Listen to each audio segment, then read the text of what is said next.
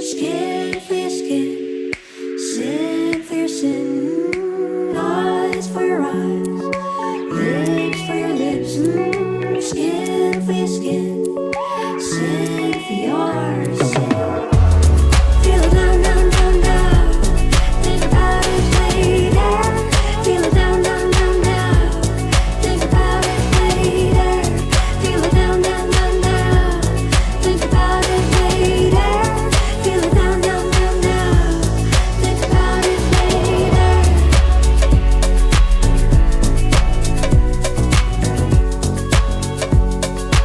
All I ever wanna be is eyes for your eyes, lips for your lips, skin for your skin, sin for your sin.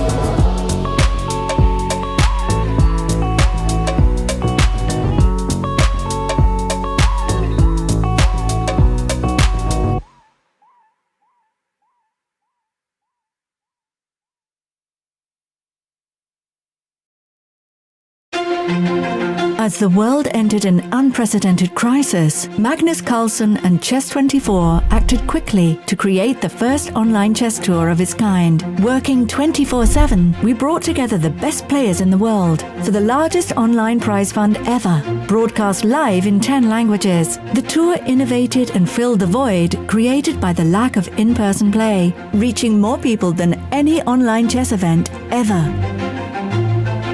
There was fun and laughter.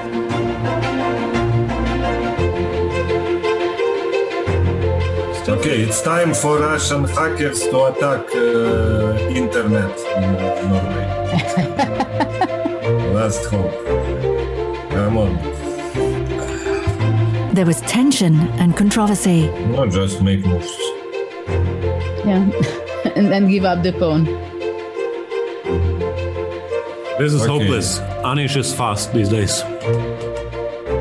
He It's even had interesting that resigned. Okay.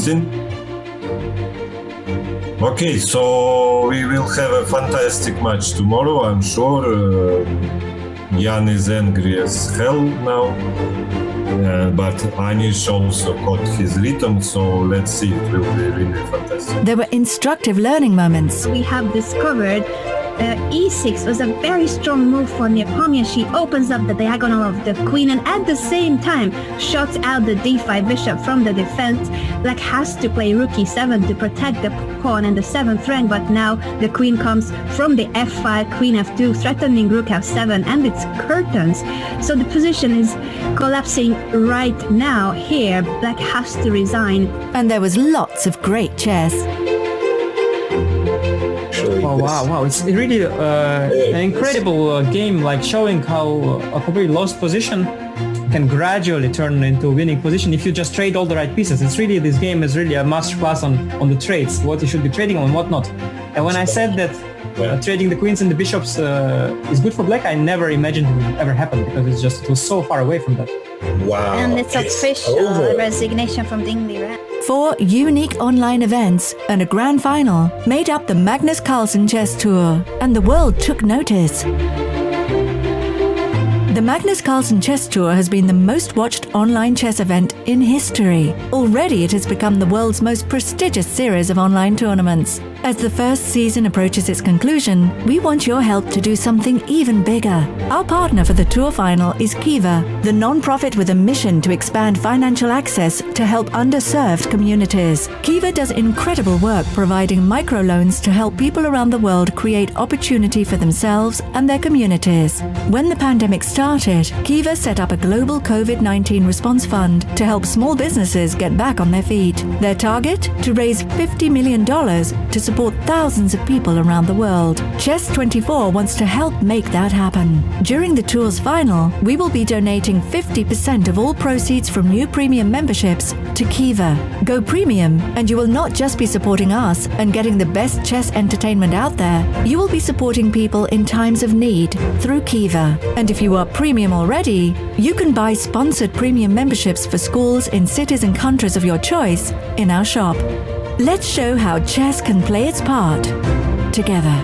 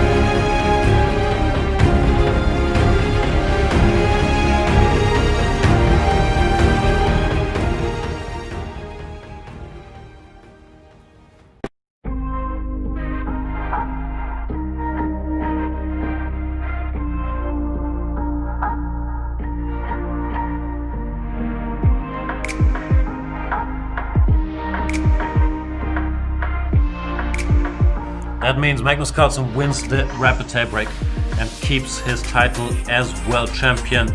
Congratulations and happy birthday to Magnus Carlsen.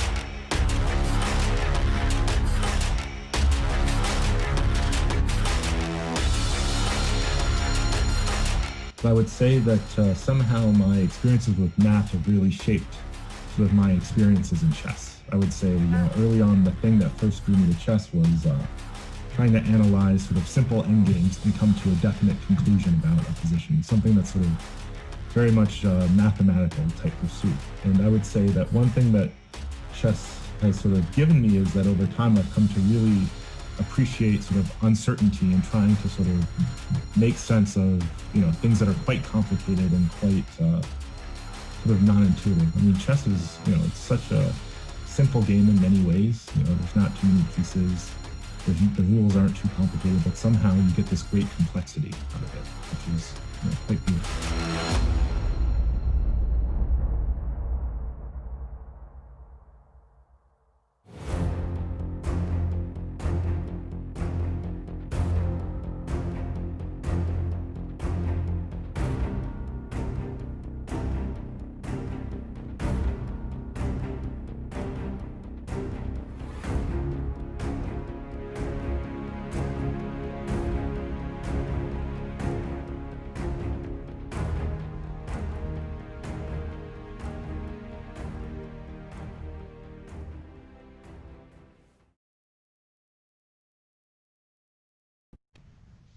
Hello and welcome to Chess 24. This is the Magnus Carlsen Chess Tour benefiting Kiva final, and I am pumped to be here today and get the action started, because what we witnessed on day one of the finals, it made it really clear, ladies and gentlemen, that we've got a real fight, a real match on our hands. And Hikaru Nakamura was the one who rode to victory in that first set in convincing style, beating Magnus Carlsen 2.5 to 1.5. It reminded me of that tweet that Hikaru had up before starting the finals. And let's see if we can get that up, because I think this tweet aged rather well, because take a look at what it said, and let's play it. There he is. Came out off the fire, right into victory. But of course, it was not easy. But Hikaru Nakamura was up to the task, and I think it was brilliant to see just the kind of prep he had going, just how quickly he was playing, his confidence. Everything fell into place for the American Grandmaster. What was really insightful was also what the players had to say about each other going into the finals. Take a look at Hikaru's take towards the final. Which you've got two days now before the finals. Are you already assuming that you're going to be up against Magnus, or going to wait for the final result, or will prep begin soon? Yeah, I mean, to get back to that point I was making earlier, and this I think is again a stylistic thing, is what I was saying is that I feel for the most part I'm more accurate than most players, and I defend extremely well. And the reason that I have the issues with Magnus, or at least I've had the issues in these online events, very specifically is because Magnus is slightly better at defending, slightly better at pressing endgame, so he has this very slight margin. When you're playing against someone who does these things, I mean, I wouldn't even say there's a big difference, but he does all these little things slightly better. That's when you kind of have to start mixing up with the style and playing differently. So I'll be doing some research and checking out, but I'm going to assume Magnus will win because.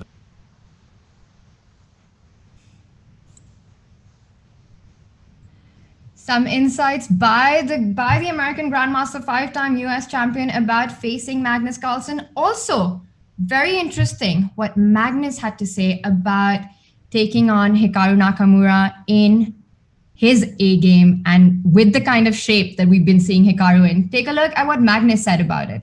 And what are your thoughts on meeting Hikaru in the finals? From our perspective, it looks like the two most deserving players have made it into the finals. Yeah, certainly he's been very, very strong in the entire tour. So it's no coincidence that he's in the final, and I absolutely agree that he deserves it based on the way that he's played. And that definitely set the tone for the finals. And what a show by Hikaru in set one. But I think it's really critical what he said after winning the game, winning his set yesterday, that at the end of it, this is just the first set in a best of 7. So the players are playing a best of 7 format, which means you've got to win at least, you've got to win 4 sets to win the finals. So still a long path ahead, and it's just getting started, but pretty much a dream start for Hikaru, because up against the world champion, if you are going to be the one playing catch up, once things get rolling, it's not going to be easy. But right now, it's Magnus who's up to the wall, who's got to level the score. A big day for him, really, because I think if you fall back on 2 sets, that is an absolute nightmare to come from. And if all the chess and the intense onboard action that we have been having has inspired you to improve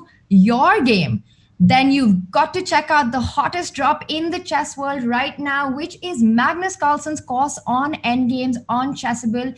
It's live, and you've got to go to chessable.com and you've got to take a look. It's the Magnus Touch on endgames, where Magnus gives us his insights on what it takes to be a pro ending player. Check this out.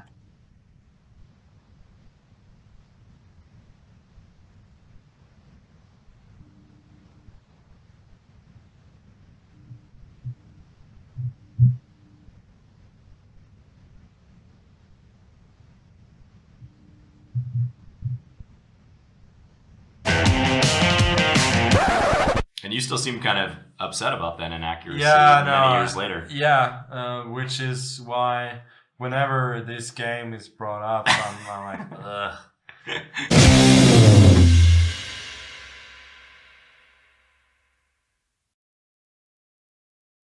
On Chessable, an extremely instructive and a mega entertaining course by perhaps one of the best endgame players of all times, the world champion Magnus Carlsen. But right now, Magnus's task is cut up for him. He needs to level the score, because I do not believe if he's playing a two-set catch up to Hikaru Nakamura, he will be able to do that. So he needs to strike and strike back today, because these guys are fighting for big bucks. Take a look at the prizes. The winner goes back with $140,000, while the loser of the finals is at least secured with $80,000. That's a very big 60K jump in that. Definitely big money to fight for. And for Hikaru especially, it's also, if he wins the final, not only does he win the final of the most prestigious chess event of 2020, but he will do that by beating the world champion. A lot to play for there. And of course, Magnus Carlsen, we know him. He knows how to bring his best. He is so competitive. He knows how to go back there and win in situations and make that ever critical comeback. We saw him do exactly that in his semi-final match against Ding Liren, when he actually fell back at the beginning and lost the set 1, but came back with a 3-set victory back to back. That was very impressive. So if anybody can do that, it is the world champion. And as Hikaru said it himself, it's far from over right now, but what a start we have. And like I was saying, we've got a real match on our hands. And of course, let's take a look at what you had to say about the intense action that took place yesterday on our day 1 of the finals. Let's get up the conversations that we had on Twitter sphere. Carsten Hansen writing in with, well done to Nakamura taking the first set against Magnus today. Magnus seemed a bit off, not making the best of his chances and struggling throughout. It will be interesting to see if tomorrow brings Magnus 2.0 to the table, as we saw in the Ding Liren match. Indeed, he was 1 set down, came back to beat Ding. He needs to do that today. He needs to come back in his A game, in shape. And you are absolutely right, Carsten, that I felt that as well, that what we saw yesterday was a Magnus who looked at least extremely exhausted. The mental fatigue, I feel you could see on his face. And it's been a grueling, difficult format for the world champion, who's had absolutely no rest. As they say, no rest for the wicked. And I think Magnus has been on it. Definitely the kind of positions that we saw yesterday, it just felt like Hikaru was handling them better. And Magnus never really got into his rhythm. Let's move on to the next one. We heard from Dread, wow, Hikaru has really come out hot against Magnus Carlsen in the Impact Chess Finals today. It was just incredible. I think more surprising than the actual result of the set yesterday was just the play that happened.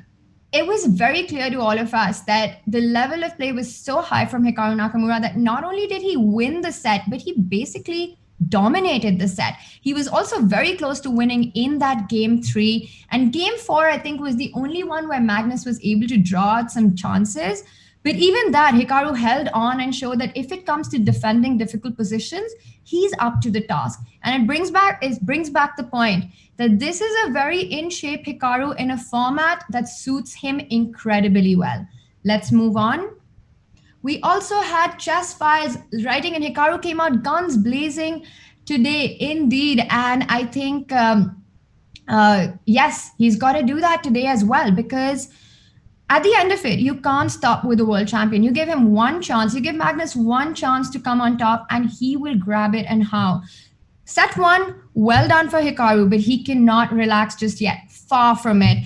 And it was amazing to see the kind of support and the kind of messages that were out there for Hikaru and also for Magnus, hoping for a comeback really quick. Let's move on to our next tweet. We heard from Grandmaster Ivan writing in with well-deserved win by Naka. We are in for an exciting showdown. When the going gets tough, the tough gets going. We cannot wait for tomorrow, champ.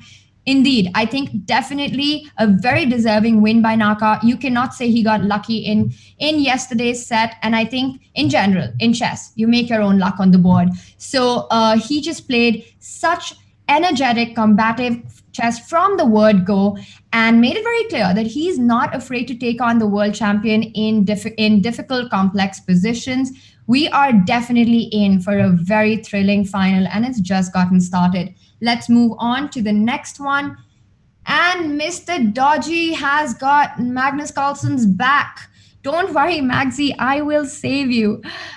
Yes, Magsy Bogues needs all the saving that he can get right now. I think most importantly for Magnus, it's going to be the strategy change that he has coming into today's match and just how much energy he can get in. And hopefully the world champ got enough rest after the tough day yesterday, because we all know that despite being a set down, I think Magnus is still a favorite in this match. I think we all believe in his ability to come back, but man, is Hikaru in beast mode right now. Let's move on to the next one. We also had Olympio writing in with Magnus Carlsen loses a critical game. And I think in this, what was really interesting was to see just the pain and the difficulty that Magnus was having yesterday in his match. Let's play this short video that we had, and we can just see this was, I think, after his loss in game 2. And yes, a very he knows that it was just all Hikaru in that game. And it almost for me, I just really felt that this was a very, very exhausted Magnus. And I think the format is taking its toll, but the world champion has shown that he's got it in him to come out of it. And I have no doubt that the match is far from over. Let's move on to the next one. With Pratik writing in, Magnus getting in time trouble very much lately. Does he need to play faster, change his game a bit? This, I think, is a very insightful point, because we have seen Magnus throughout this tour and throughout his matches against other players. He's always been up on the clock. He's always had the clock situation in control. But yesterday, I think Hikaru's opening prep and his entire approach worked so well, and he was playing fast. And I think this is an insight that Hikaru gave us after the match, that, the whole aim of just getting as messy a position that he could get, and then just making decent, good moves, not looking for the best move, not burning the clock, and playing quickly. And yesterday, I think for the very first time on the tour, very rarely we've seen this, that Magnus game after game fell short on the clock. Let's move on. We also had Edward writing in. Magnus Carlsen needs better time management and perhaps to steer clear of sharp positions to level the score with Hikaru in today's Impact Chess. Edward, we just spoke about the whole situation of the time thing. I think when Magnus is feeling a little out of shape and a little out of rhythm and not himself on a particular day, we've seen him sort of burn the time on his clock a little bit. We see him hesitating before going for lines. We see him taking a little bit longer before he makes those decisions. And that's exactly what happened yesterday. And what you're saying about the kind of positions that he needs to play against Hikaru, very interesting, because I would agree with that. I think we saw that in game 4, that when Magnus got the sort of position where he really thrives in. I mean, he's a universal player, but when he got the position where I think he plays unbelievably well, slightly quiet, just building something out of nothing. And that's what we saw in game 4, where he got his chances, and the only game where Hikaru Nakamura was on the back foot. And I think this insight by Hikaru, that I think Magnus was trying to play the way he's played throughout the last 2 events, which is he's tried to play sharp, aggressive with both colors. And I think the positions are slightly more suited to me. Edward, I think this really reflects on what your insight was on the whole thing as well, that perhaps the approach has to be a little different. Maybe not as many Nidoffs we're going to see today. Perhaps we're going to see something a little more solid today. And who better to talk about that than our commentators? Because I see we are being joined by Grandmaster Yasser Saravan and Grandmaster Peter Lecco. Let's get them on board. Hi, Yas. Hi, Peter. Hello, Tanya. Hello, everyone. It's a pleasure to be with you, to be here and to call the finals of the Magnus Carlsen Tour. Peter, we're having too much fun together, but I'm really happy to see that you're on the other side of the broadcast. Yeah, absolutely. Thank you, Yasser. Thank you, Tanya. It's great to be here. It has been a wonderful first day. My big question is, how much did Hikaru reveal from his strategic point in the first day? Yeah, because he has given so much energy into this very first set, and he has won it absolutely deservedly. But it kind of also gave a lot of insight to Team Magnus, what to expect from Hikaru. And now the big question is how Magnus will adjust his play against this strategy. So I can't really wait to see this game, and I'm very happy that Magnus has the white pieces in the first game. So what do we see? Do we see some really aggressive Magnus jumping at Hikaru right from the first game, or will he take a slower approach just as he did in the last game yesterday?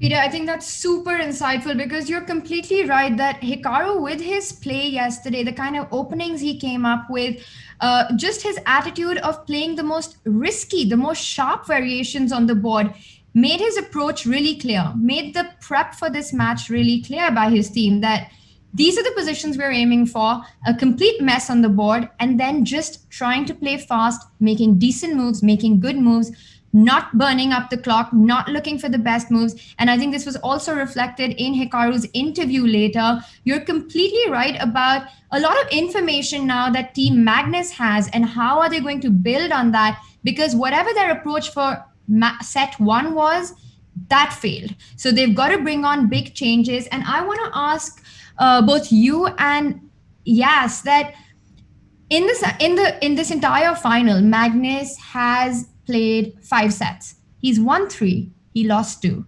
Hikaru Nakamura has played 4 sets so far, including the semifinals and the finals. He's won all 4 sets. Mm-hmm. Of course, in any matchup that these two have, Magnus is a big favorite. But right now, is Hikaru the better player because of all the factors of, being more fresh? Is he more in shape? Has he been more impressive than Magnus in this final, including the semis so far? What can you say about perfection, Tanya? Playing 4 sets and winning them all? Well, you got to say that is a very, very hot player indeed. Yesterday, I saw the set as being quite close. Remember, it was that pivotal game 2. And Tanya, you yourself pointed out that if Magnus had found the move d4, d5, at a crucial moment, we might be talking a different ball game altogether. But yes, there was a lot of information that was provided in the first set, for what I think is a kind of a marathon final, 7 sets, lots and lots and lots of games. It sure feels, Peter, like we all learned a lot. And I see the players are on cameras. They're getting ready to start today's session. But Peter, your take. Yeah, I mean, looking at the statistics, Hikaru did win 4 out of 4 so far in the finals. But, as a player, I always felt like I want to play such player who has a perfect score, because, every streak has to end at some point. And you really feel that, it can't go on forever like this. Besides, one can argue that Magnus also had a very, very tough pairing with Dingliram, because, all respect for Daniel Dubov, he's an incredible powerful and very energetic, talented player. But I mean, Dingleran has this super class. He has been like top 3 for already many years. He had proven himself already to be very unpleasant for Magnus. So all in all, maybe Magnus had little tougher challenge there. But before getting into all this, we already have the action there. Magnus started with d4. Indeed, and who can forget the 19-match winning streak that Magnus himself had throughout the tour before he lost to Ding. And we've got action very similar to what happened yesterday. Yes, Peter, take us through what's going on. Absolutely. Peter, a repeat of the game 3? No, game, pardon me. It's a repeat of game 2. Yeah, repeat of game 2, and I feel like maybe not Hikaru, but his team is listening to us, yeah? Because you remember, you told about this prophylactic move, Queen d7. You did not like kicking the knight away from b5 with the move a6, and Hikaru played this very subtle Queen d7 move. This is somehow, I feel, very much Yasser.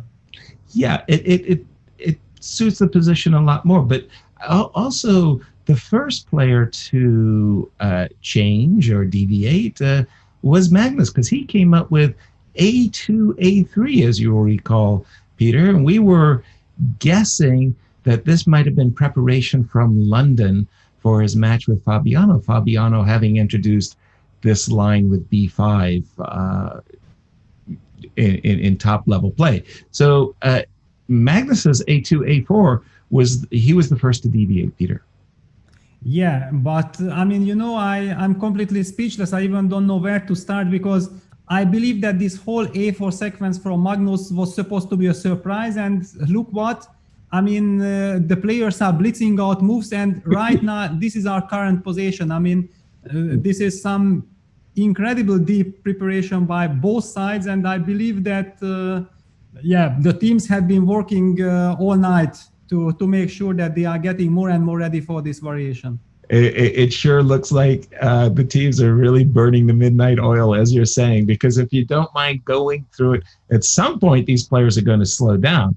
Right now, Magnus has 17 minutes, Hikaru 16. They both started with 15. They are getting a 10-second bonus for each move they made, but this is remarkable, Peter. It almost looks like they're playing a 3-minute blitz game and not a rapid game. So if you don't mind, just take it from, I don't know, the top or wherever it is you'd like to start. A4, yeah. Good place. Yeah, okay, let's start right from the beginning, because those who have missed the action yesterday, first of all, it was a big miss. Secondly, okay, it can happen. So let's just understand how we got there. So we are seeing it starts like a Vienna variation, but after e4, b5, it very much goes into directions Queen's Gambit accepted. I mean, the structure after e5, knight d5, knight takes b5, knight b6 resembles much more the Queen's Gambit accepted.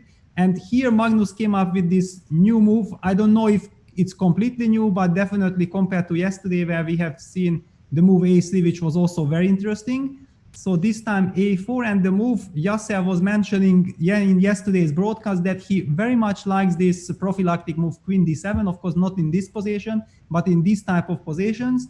Hikaru's team was listening, Queen d7 had been played, Bishop e2 developing, Knight c6, castles, Knight a5. We again see the same idea from black, bringing the knight to a5, protecting the pawn on c4 and eyeing the weakness on b3, just as yesterday with the pawn on a3.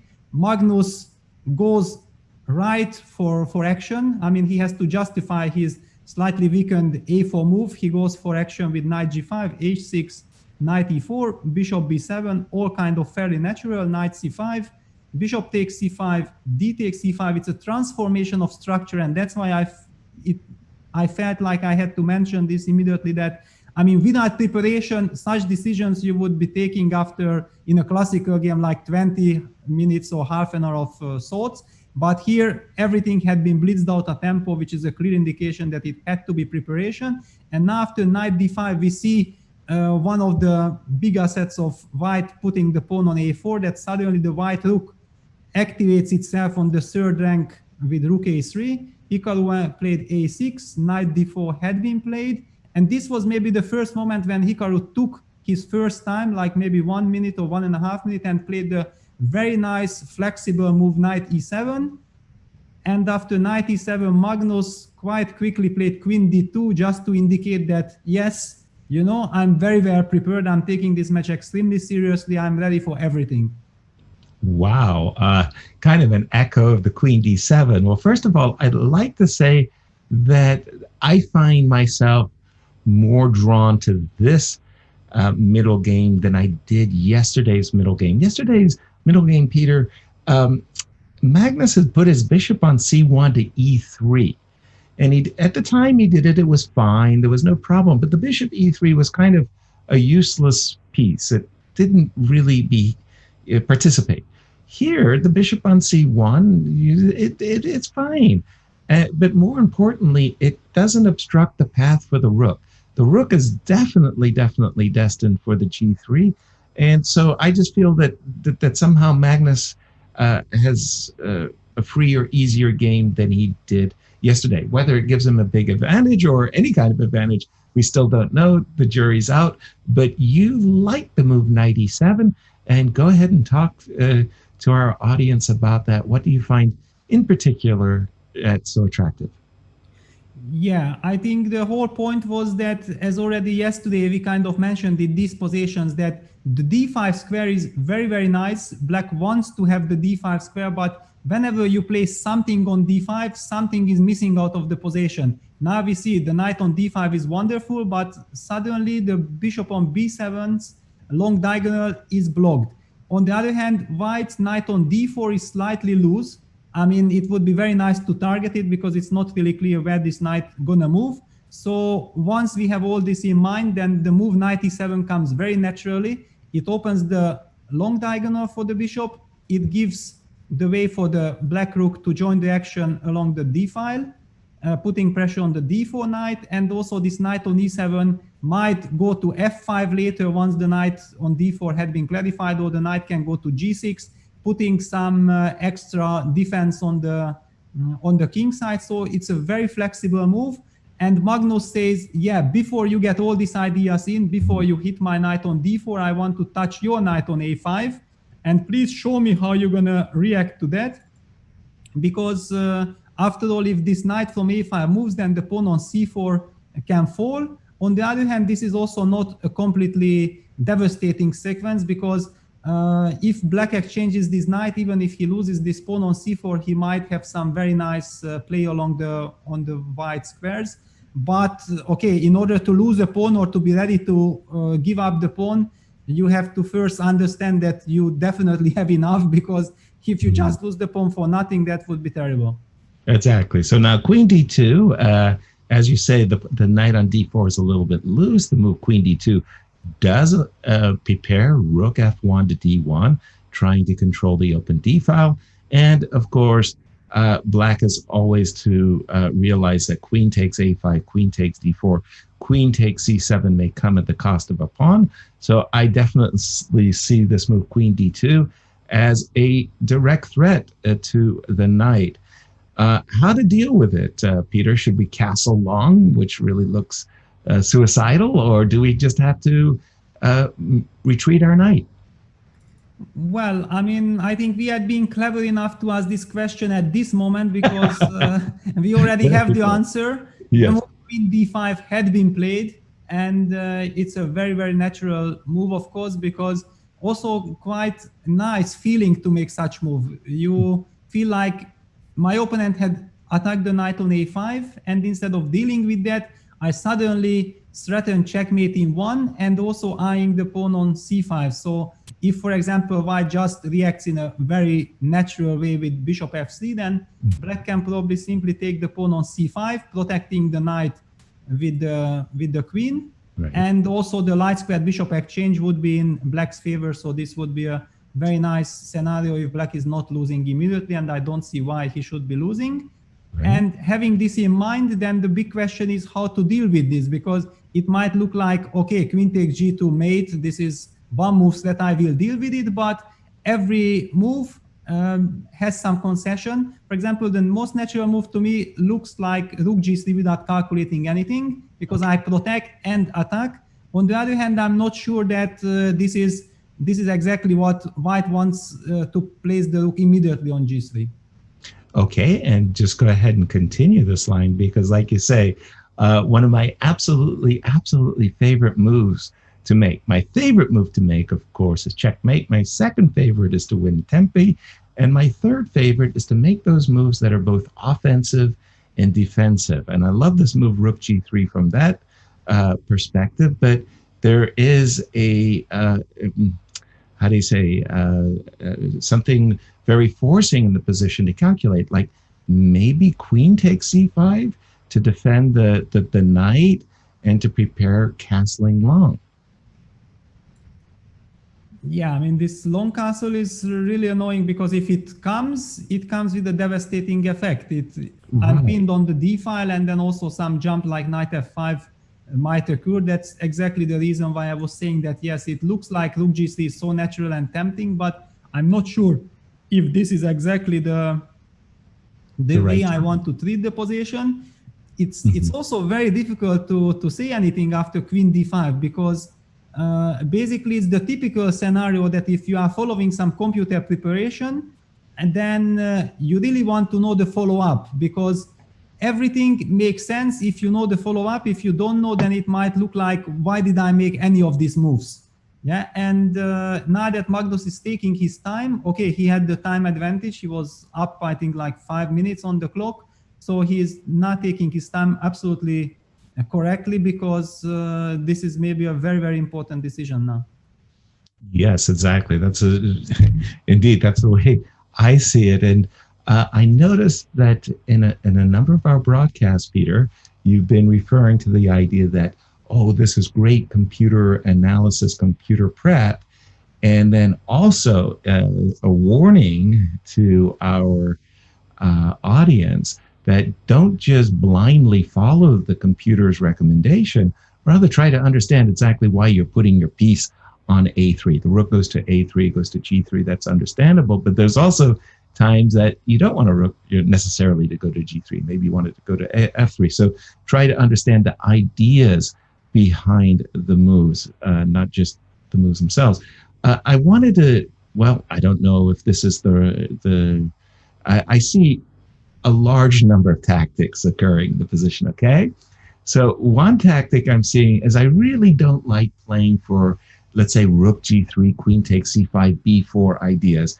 That I don't find those that to be particularly attractive because I think that it's helping black more than it's helping white. But I need to move the queen. Yes, exactly. I need to move the queen off of the D file, Peter. So I'm thinking rook g3, queen takes c5, queen f4. And the idea behind this queen f4 is I got some tactic with knight, if rook knight g6. I got some tactic with e6. I was thinking would be a challenge. Yeah, something of this nature. So I'm not saying knight g6 is forced, but I think queen f4 is necessary to get off the d file and to kind of keep the knight on a5. So if I look at it as a pawn sacrifice, I say, well, my trump is the knight is offside on a5, and I have a very aggressive rook. So, if we could go back to the move queen f4 for a moment, and in my mind, I'm thinking, okay, I put my queen on f4. If black ever tries to castle long, I got moves like, bishop e3 and queen f7 that he'll have to deal with. He could never, ever castle short because, I don't know, I'm just going to go like rook g7 and queen h6 and, happily mate the guy.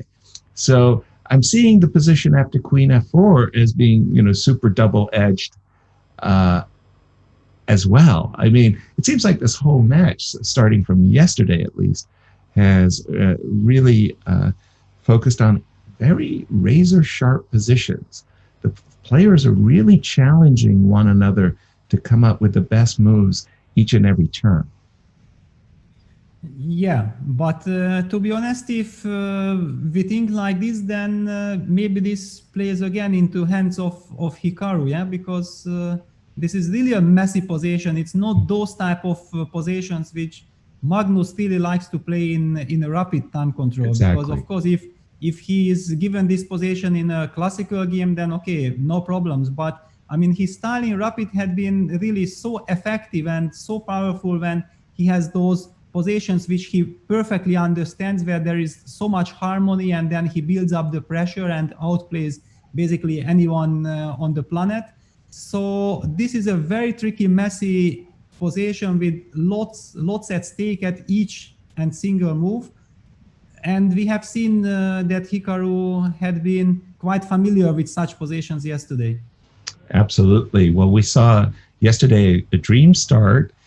And what we also saw, overall as a strategy that we felt that Hikaru found and played particularly well is his opening preparation was really great. He was putting a lot of challenges in front of Magnus almost from the get-go, causing the world champion to spend a little bit more time than maybe he would like to, which affected his play towards the end of the game in critical positions. In game 2, yesterday, the game that Magnus lost, he was in an endgame position where he had 2 pawns for the exchange. Under any kind of normal circumstances, I don't see Magnus losing that ending, but he had so little time. Well, it impacted his play. Let's just put it that way. So great opening prep by Hikaru, staying ahead on the clock. And this is maybe so hard, but so important.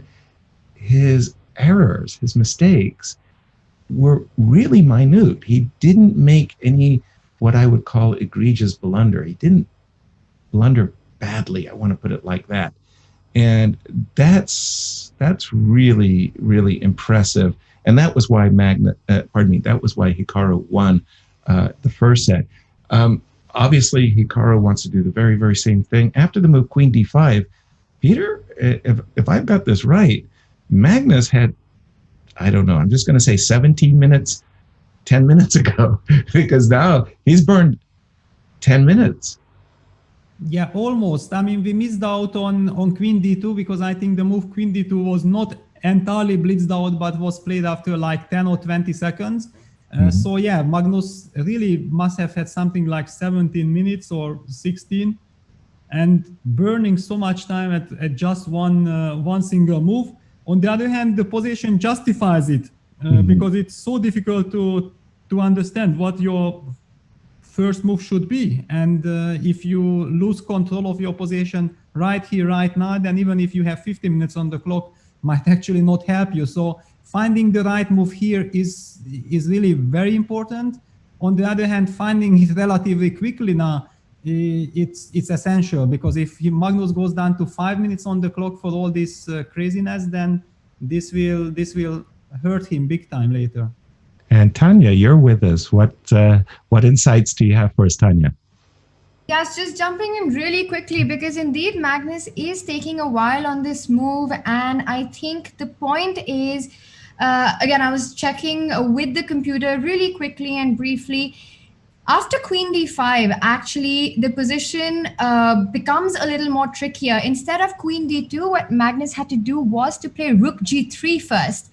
And the point is now Queen D5 makes no sense at all, because you've got the G7 as well as Bishop F3 threats. So actually Queen D2 was a slight inaccuracy by the world champion. And I think that's the reason why Hikaru, who is so extremely well prepared, took a few moments and found out why Queen D2 does not work for white. And now Magnus, in a big think, down to 5 minutes, makes us question again, is he feeling it? Because I don't think we've seen him take so much time on one move. Thank you, Tanya. Absolutely. I couldn't agree more. A 10-minute think is by far the longest think. And again, for everybody who may be joining us late, the players start with 15 minutes.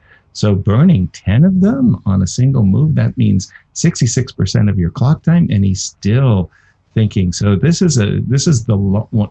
If I think this is the longest thing in the whole tournament, and it must be because the position is so sharp. Peter, I was about to say, give us your best guess as to what he could be thinking about. And the moment I was about to say that, he finally did play Rook G3, Peter. Yeah, Magnus did play Rook G3 simple, I think, by elimination, that this move had to be played, humanly speaking at least. It looked like the most natural move. However, by burning so much time, it was a clear sign that Magnus must have felt that probably I mixed up something, maybe I hurried too much. And I know this from my own experience, that when you are following some computer preparation and some small nuances change, but you remember that, the whole point was Queen D2. But you remember I mentioned that this Knight E7 was such a nice flexible move humanly, because it opens the D5 square, and Hikaru made perfect use of it. After Rook G3, Queen takes C5 had been played by Hikaru, and now the big question is, how will Magnus follow it up? Now he doesn't have much time to think, so I'm expecting his answer rather quickly. Exactly. I offered Queen F4 as a move. Do you have an alternative perhaps for Magnus? Because in truth, he spent so much time on the move Rook G3, and Queen takes C5 was rather compulsory. You kind of think that Magnus might have had his next 2 or 3 moves ready to go. He hasn't played Queen F4 a la tempo. What did he do instead? B4? Yeah, he played B4, and after C takes B3, he played the move Bishop A3. I mean, it's a beautiful idea. It's a really wow effect. The big question is objectively how good it is. Well, first I'm saying wow, then I'm saying why. Why, Peter? Queen takes A3, Queen takes A5, right? Yes. And okay, I get the fact that C7 is hanging, as well as G7. This pawn on B3 is, wickedly up the board. I don't know. Let's just say Bishop D5, random move. Well, not so random, but I did want to sidestep Queen takes C7, and I did want to keep the B pawn. I don't see Rook takes G7 as killing me. Tanya, jump right in. Chaos on the board, Tanya.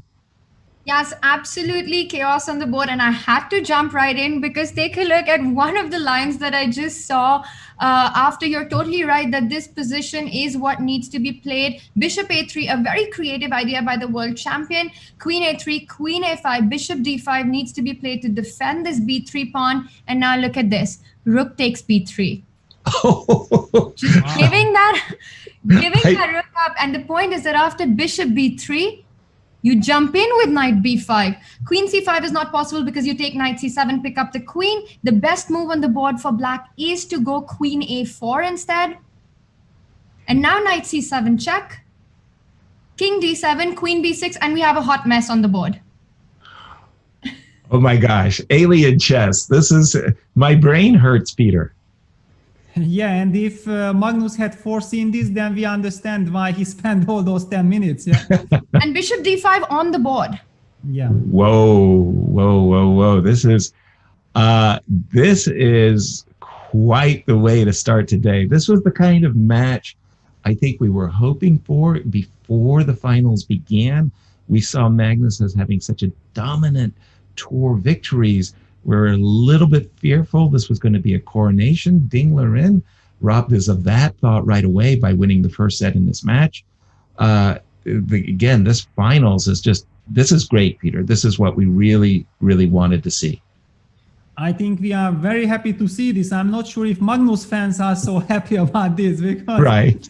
I mean, I believe they really hope that Magnus can outclass Hikaru. But I mean, in this type of positions, this is crazy mess. This is the wild jungle which Hikaru really loves and needs to show his best. And okay, kudos for Magnus for being ready to go for all these sharp things. On the other hand, I think it's not entirely voluntary. it's like Hikaru is also inviting, provoking him to this jungle. So it's a very interesting fight between the two players. I love that quote by Michael Tal. Michael Tal said that he liked to invite his opponent into a jungle and that there was a very narrow path, just room enough for one person, himself, of course. And this strike, I mean, rook takes b3. Okay, if that lands on the board, I think we're going to get out our magic wands and just do a cavity check. That's that. I mean, the whole purpose of bishop d5, right, Peter, was to defend the pawn on b3 and to see it smacked off the board with that knight d5 variation that Tanya was mentioning. That's just, I mean, what can I say? I mean, like I said, my brain hurts. We didn't see that variation. Instead, we've seen rook takes g7, Peter. Yeah, I think it's a sign that Magnus is human after all. Yeah, this move rook takes g7 is, yeah, you understand that it's low, but on the other hand, okay, you are taking the g7 pawn. You are also making sure that black will never castle short. On the other hand, the big problem is that this pawn on b3 is so powerful, and I'm not sure that white has enough dynamic justification for all this, but in a practical game, I don't know how to evaluate this. I feel like the clocks might play a really big role again. I mean, look at this. Magnus is down to less than 3 minutes, while Hikaru had like 9 minutes after rook takes g7 had been played. A very nice, comfortable age on the clock, and maybe just exactly what you need in such a sharp position to feel comfortable. Peter, I don't know if you went down that rabbit hole, but I certainly fell down that rabbit hole for a number of weeks. And I'm talking about the Botvinnik pawn sacrifice.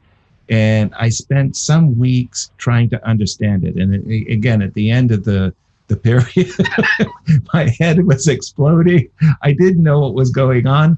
And I wanted to suggest the move c7, c5 as a move that would come right out of that specific opening, because in the Botvinnik pawn triangle, white has Botvinnik pawn sacrifice, pardon me, white has a big majority on the king side and center, and white and black on the queen side. And you know the dynamics, it's terrible. But this move c7, c5, I see as a key move. Why? Well, I've got two connected fast pawns. I really want to have the free tempo knight e7, f5. I'm booting back the knight, and who knows? Maybe on a good day I get to play b2 and make a queen. So I saw c5 as being the best move or crazy move, and I just didn't know where we were going after that. We do have a move on the board. It's bishop h5, Peter. Yeah, bishop h5 played. I have the feeling it's played out of desperation, because black's position is so healthy, and this powerful knight on d5, the knight on e7, also the queen on a3 is doing perfect job, because it actually defends the e7 knight once he captures on d4. And I believe we have to calculate crazy lines, but at first sight, I still don't entirely get what Magnus is really hoping for. Exactly. So if you don't mind, we look at the most obvious thing, capture. Give me the piece. And what you were saying there about queen a3, I really couldn't agree with you more. You take on d4, let's say you take with the rook on f7, just to show as an example, and we move the king, let's say to d7. Now the queen on a3 is so brilliantly placed because you don't have any rook takes, e7 check, and queen c7 ideas, Peter. Yeah, absolutely. I mean, this is completely crazy. I mean, I don't know what to think of this position. This is just in other words, you don't see rook f7, king d7, and bishop g4 played. This is the idea now. This incredible queen takes d5 idea is there. Okay. Wow. That is a very unique double pin. The knight can, after queen takes d5, the knight's in an absolute pin, but also the pawn on e6 is an absolute pin. That's a very unusual kind of a crossfire, Peter. Yeah, I mean, okay, this is just wild. I mean, bishop g4, but I don't know. I'm not believing in it. I mean, No. where is this? Call me skeptical as well, Peter. You're not attacking with a lot. I mean, I might be so bold as to point out that king e8, bishop h5, king d7,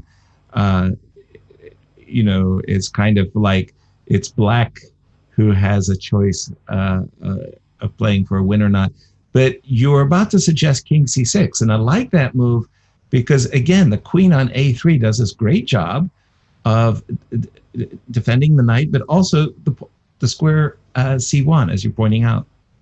Yeah, it's such a multi-purpose queen on a3, and this king c6 is a typical Botvinnik move. I mean, you already talked about this similarities between this position and the Botvinnik variation.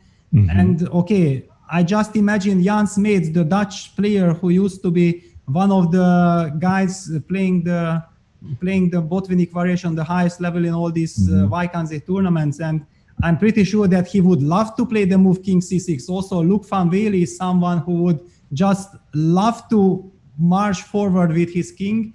And I'm even not seeing the refutation, because something like rook takes e7, queen takes e7, rook c1 check will be answered by king b7. And again, we see this brilliant harmony of black's bishop on d5 and queen e7 covering all the squares possible on the board. I don't see what's wrong with king c6, but maybe there is even something else.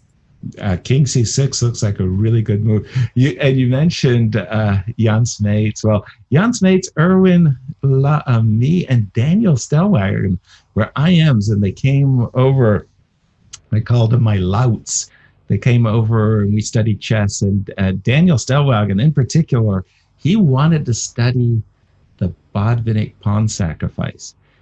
And it's a terrible, terrible variation. I mean, there's no strategic understanding. There's no motifs.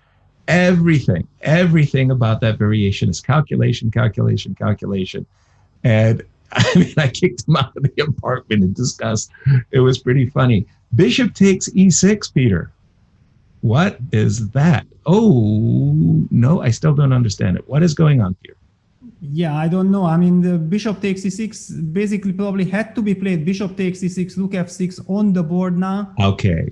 Magnus has to try to fish somewhere. I mean, but I just cannot believe that this could ever work. Yeah, I mean, it's two pieces, and you don't have this feeling that this is causing such damage for black. Okay, after king d7, yeah, king d7 on the board, queen b6 splits out.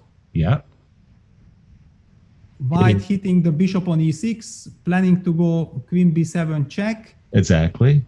But okay, there are so many questions. First of all, one thing after.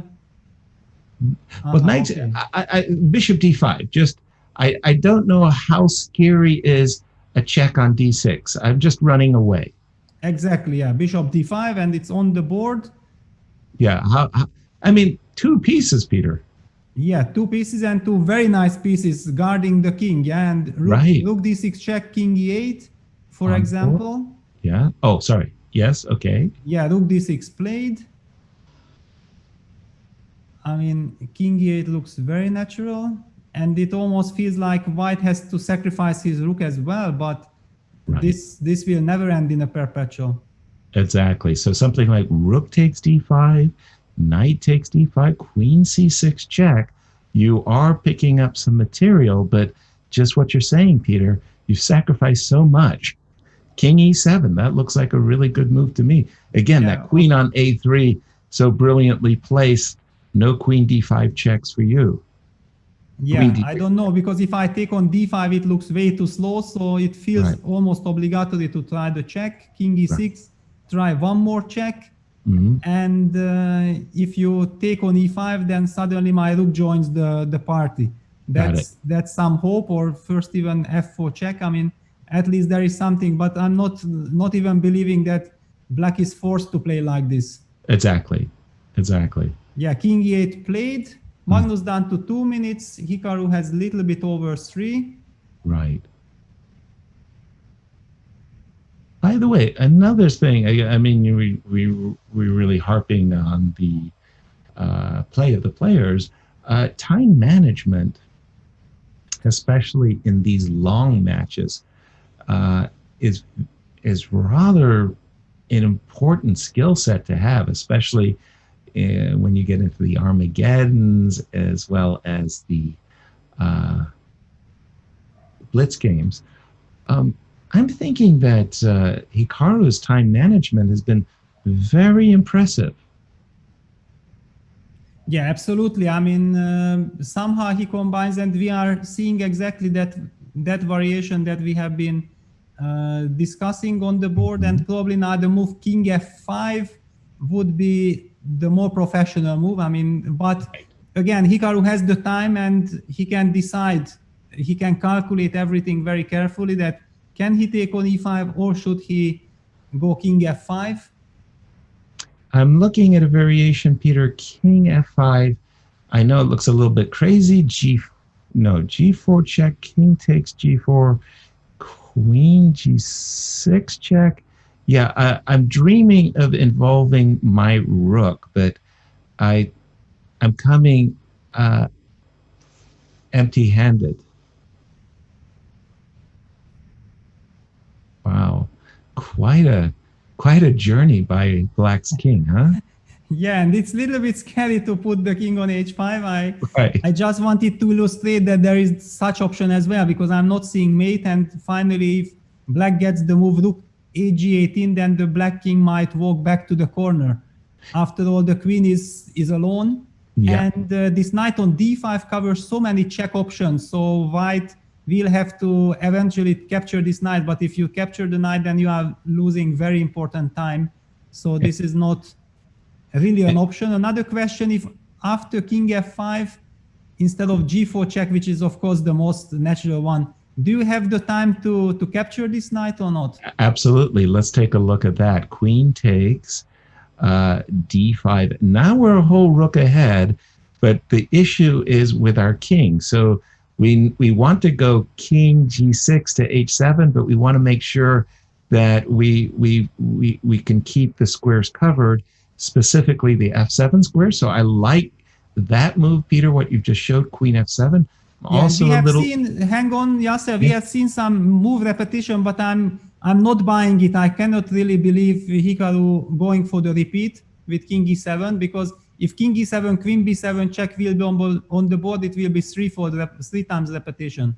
Okay, so this is the moment of truth. Is he playing for a win, or is he willing to accept a draw to start the opening set of day 2 of this Magnus Carlsen Tour Finals benefiting Kiva? Again, king f5, Peter, it looks... It's on the board. King oh, f5 it is, okay. on the board, and queen takes d5, queen e7. So exactly as we discussed, yeah, e6 check played. The most natural move is queen e7, but there was some argument to be made for rook f8 as well, so that your king could waltz its way back. Now, Peter, a rook is a rook. It's got a lot of pawns, but what's happening after queen e4 check? Yeah, well, I hope to run away, but... King g7, okay. And queen takes d4 check, yeah. Yeah, I'm gonna go, I believe, queen f6. Okay, I'm gonna try to keep you as discoordinated as possible. So queen check on g4, yeah? On g4, yeah. Okay, then I go king h7, and no, king h7 you go if queen e4 check, yeah? Precisely. And queen g6 check, queen b7, and this would be a draw. Exactly, that was my hope. Yeah, so this is what black has to watch out, not to let happen. And yeah, Hikaru did very nice. He moved the king to g8, and this case after queen g4 check, he had the move queen g7. Okay. So now he is securing his king, and looky, the pawn on b3 is still on the board. Peter. And not only on the board, it's pushed to b2. I was about to say, as long as that pawn is alive, I mean, it's worth the rook on h8. That rook on h8 one day will get into the game. There's no question it will. You play rook h7 and king h8 and tuck the... But if that pawn on b2 stays, then there's nothing to discuss. It's simply game over. Yeah, Magnus played the move f4. And that Rook feels b8. like a... Rook b8 played by Hikaru a tempo, basically signaling that, yes, I know that you are just bluffing me. And Exactly. you're not going to bluff me because I'm confident enough. Yeah, and that move, rook b8, it's a really, really nice move as you're threatening promotion. And to the move f4 was designed, of course, give me the chance to play f5 and f6, and maybe I can cause some chaos. The move rook b8 just takes all the sails out of white's position. I think that's game over. Again, I look at the players, and every time I look at Magnus, I have this impression that I just don't. Okay, now there I kind of feel like he's like disappointed, and Hikaru's bobbing his head, he's bobbing and weaving, he's feeling it. And what a start to this second set, Peter. Yeah, and queen e4 being answered with rook h7 also almost instantly. The black king is finding a very, very nice shelter on h8 with the queen on g7. Yeah, Magnus played the move rook b1, but I think already Magnus is getting ready for the next game because he knows that that's it. This is lost. Exactly. So I would play something like a queen a7 check. I would just like to make sure that whenever you play king h1, I've got a back rank checkmate just to make, that absolutely sure. But Hikaru felt that queen b7 was the right move, and I'm not going to dispute. That looks really good too, Peter. Yeah, and Magnus already resigned after queen b7, queen e2, rook c7 just sealed it. I mean, black is threatening rook c1. There are no more checks, just one last check on g4, but already black king can escape to h8. So yeah, it's a shocking defeat for Magnus because he came up with a prepared line, and maybe just surprised by one of the move orders, he forgot the preparation, or he just remembered this move queen d2, yeah, because this queen d2 was the cause of trouble. And after queen d2, suddenly black had this very important intermediate move, intermezzo, with queen d5. And practically speaking, it was clear that black is taking over. And we have Tanya with us. Yeah, Tanya.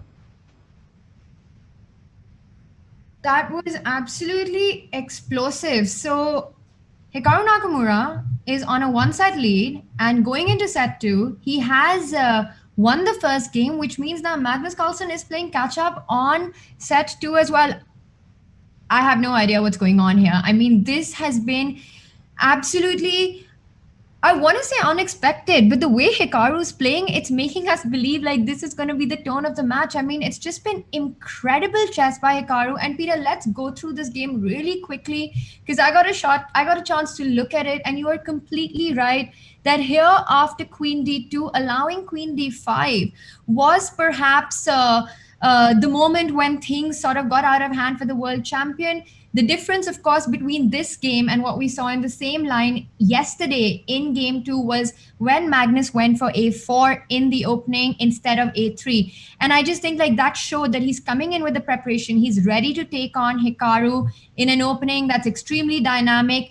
When you know your opponent has won a game in a particular opening, it's a really good idea if you can find some new ways to play. But Hikaru was prepared to take on a4. And in this particular position, before queen d2, he had to go rook g3, just making sure that it's harder for black to go queen d5 and pick up the c5 pawn so easily. Instead, he went queen d2. It's still fine. It might not be the best move, but it's still fine. And after queen d5, let's play on, Peter. He went rook g3. The one thing that surprised me was also here, he took about 10 minutes on the clock to make this move, which you would think, 30 seconds, 40 seconds, you're getting mated on g2. You don't want to play a move like bishop f3 because of queen c5.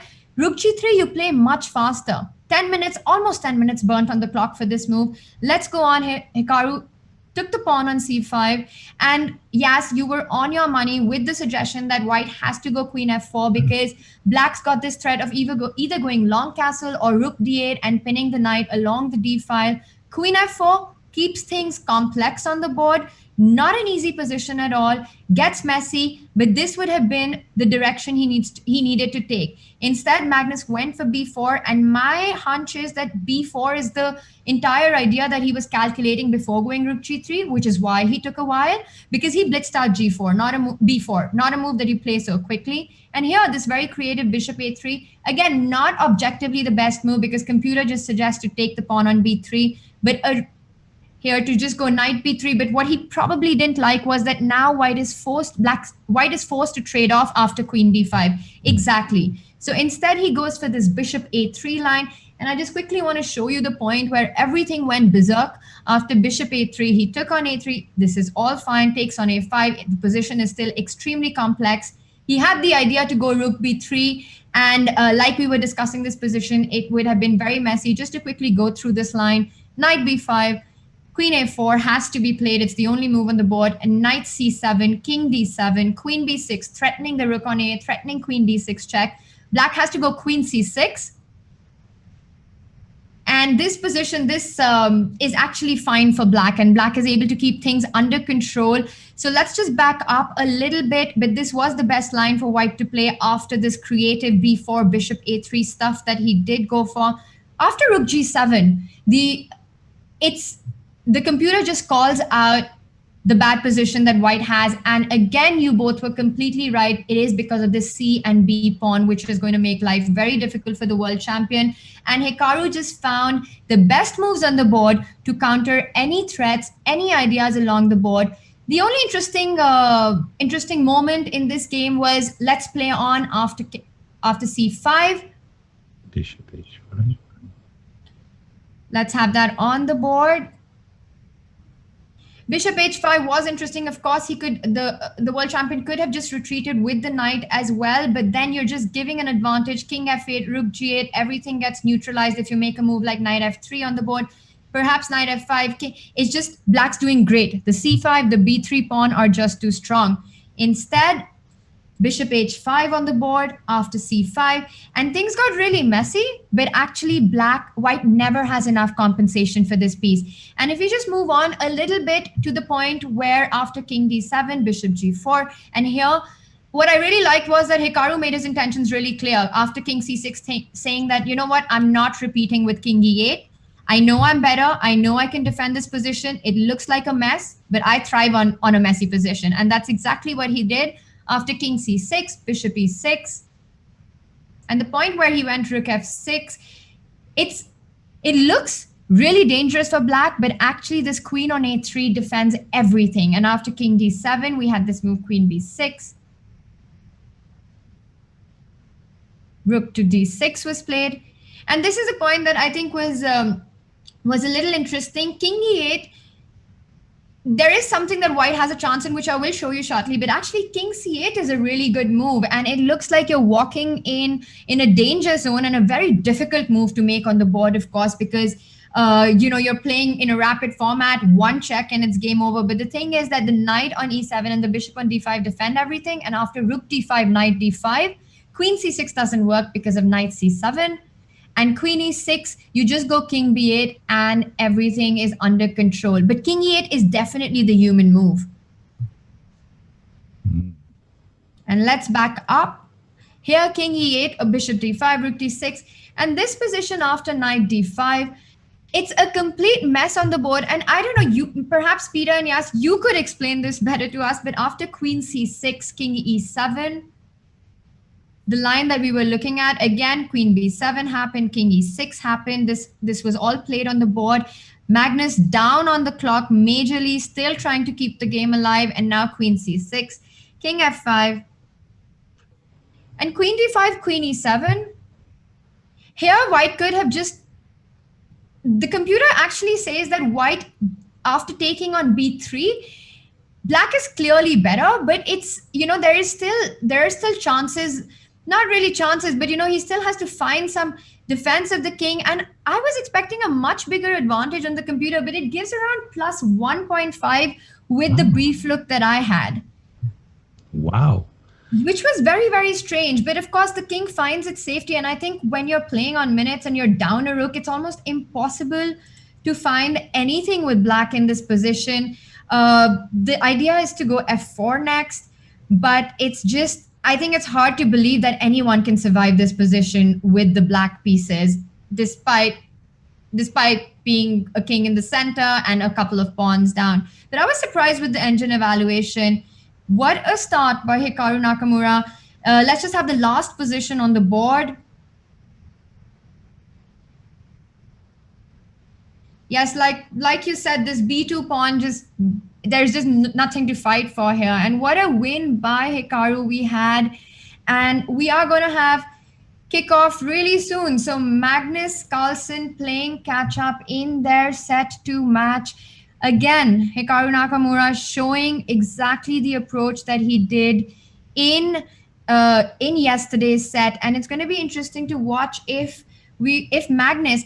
I'm predicting Hikaru to go e4, and I'm wondering if Magnus is going to reply with the knight off, because that would again mean going into complex position and perhaps could mean Hikaru better prepared.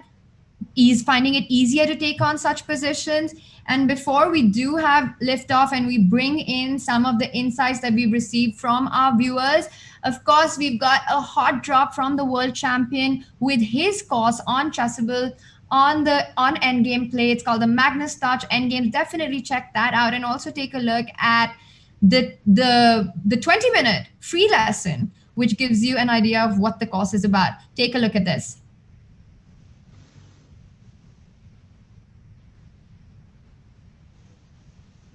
You still seem kind of upset about that inaccuracy many years later. Yeah, which is why whenever this game is brought up, I'm like, ugh.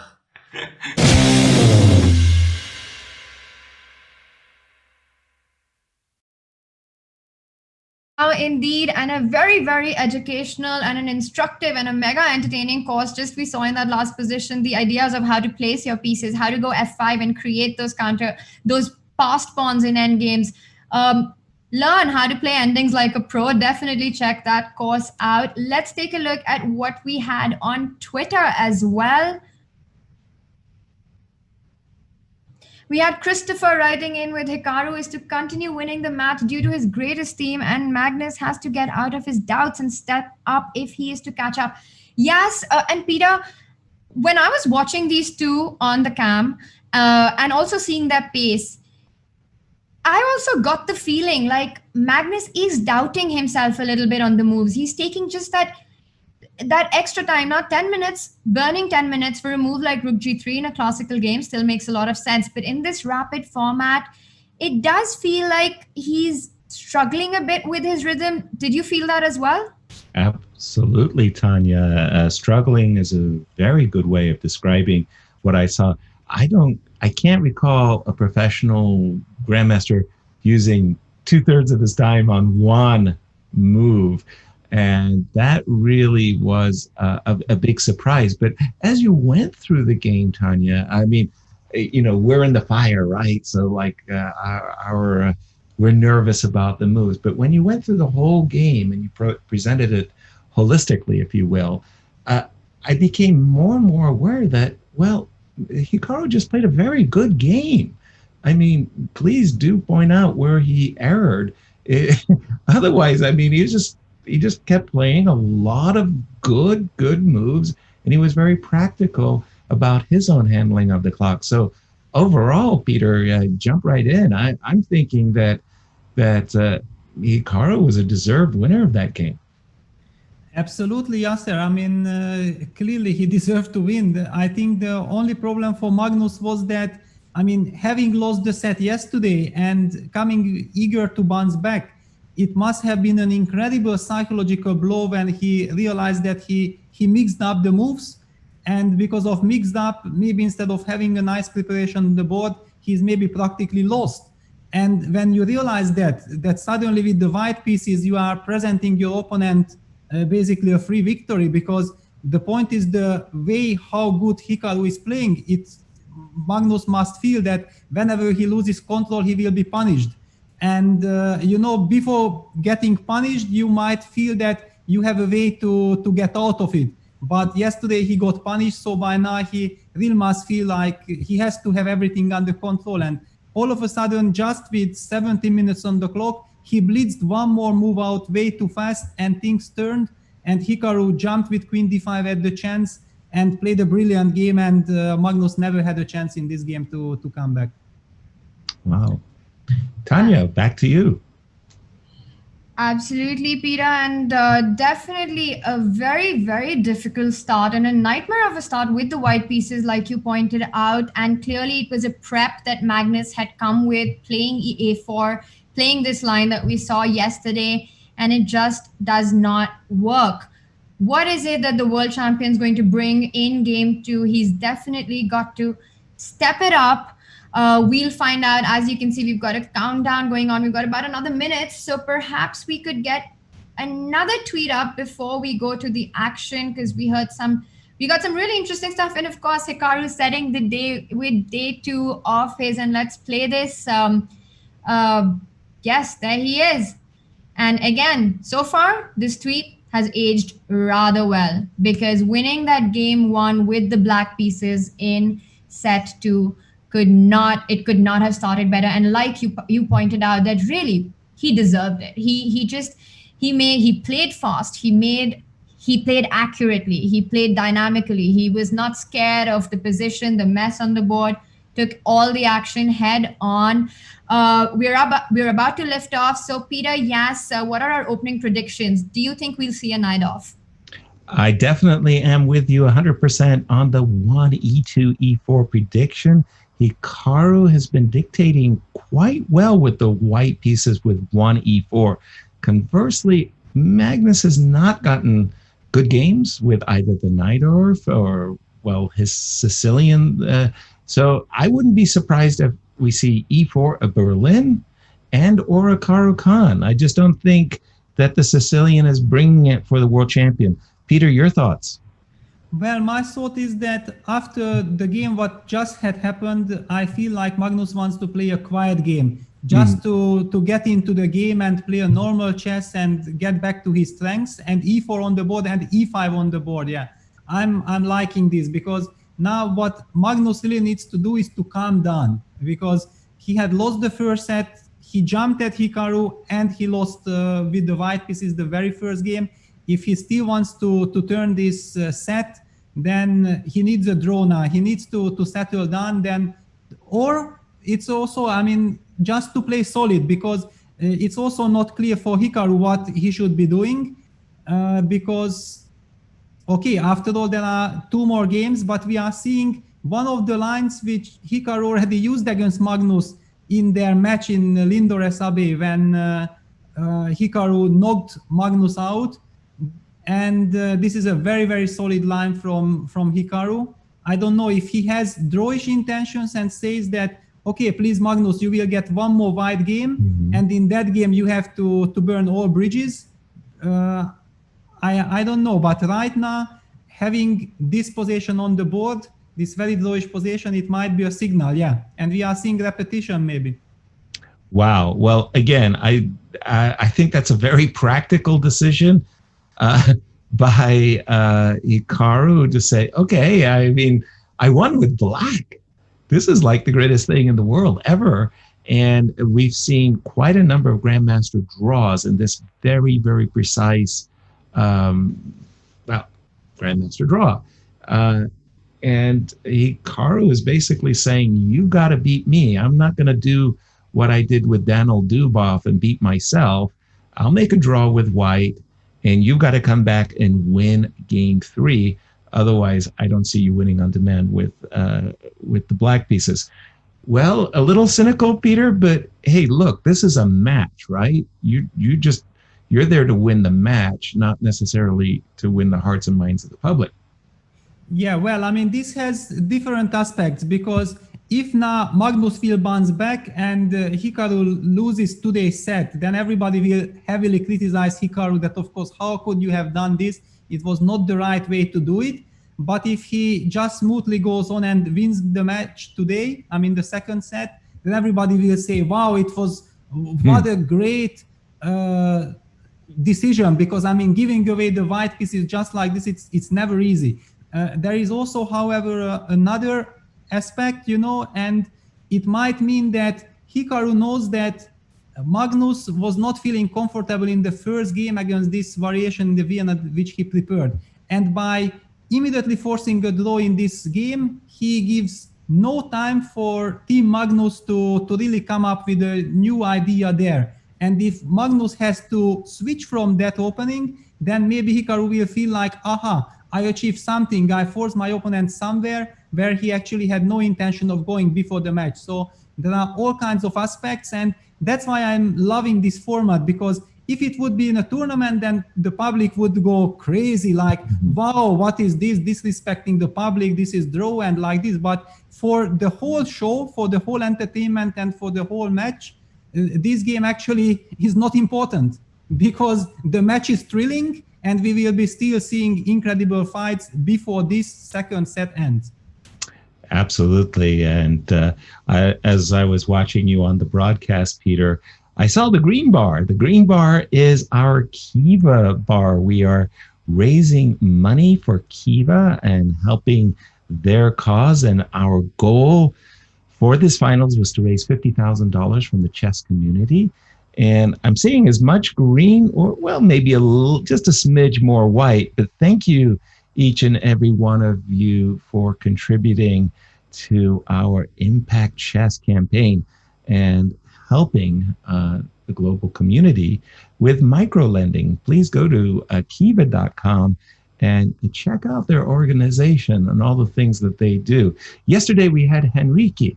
He was on our show and he talked all about Kiva, and I hope you got a chance to catch that segment, because it really sounds like a great and worthwhile effort to support. So thank you for that. And you can also support Kiva by becoming a premier member. Chess24, check it out. There's a coupon code, Kiva Finals, that you can use, which gives you a 30% discount to begin with. And 50% of your money is going to go to the Kiva campaign as well. So a great time, Tanya, to become a premier member and to support our Kiva campaign. 100% agree. Yes, I think it's just a great time to get into chess. I think there's just so much going on. It's just an amazing game that survived the pandemic and given us so much joy with this entire Magnus Carlsen chess tour, the broadcasts that we've had, the games we've had, the action we've had with the very best and the strongest players in the world coming to fight for high prize funds, as well as showing absolute world-class play in a rapid and blitz format. It's been an incredible journey, and a big shout out to the world champion and the Chess24 team for setting up this Magnus Carlsen chess tour so that all of us can sit back and enjoy with some popcorn. And of course, you're totally right.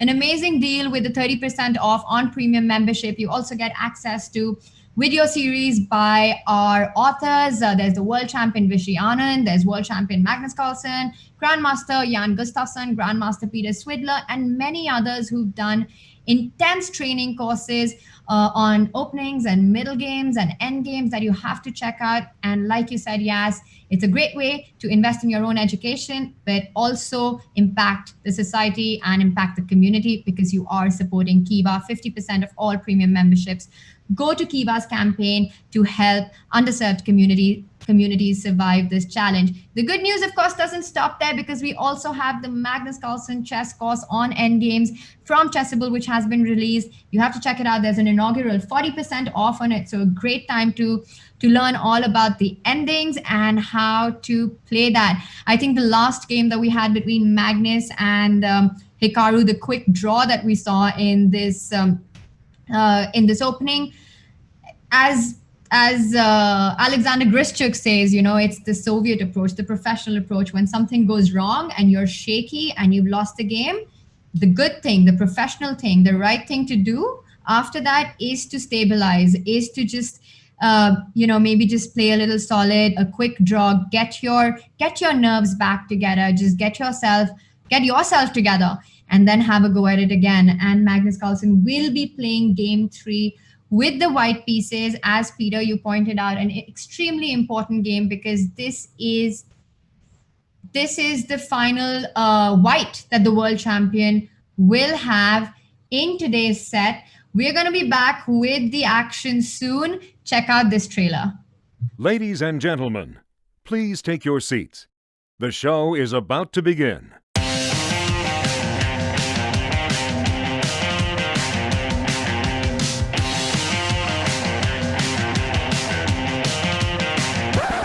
And you still seem kind of upset about that inaccuracy many years later. Yeah, which is why whenever this game is brought up, I'm like, ugh.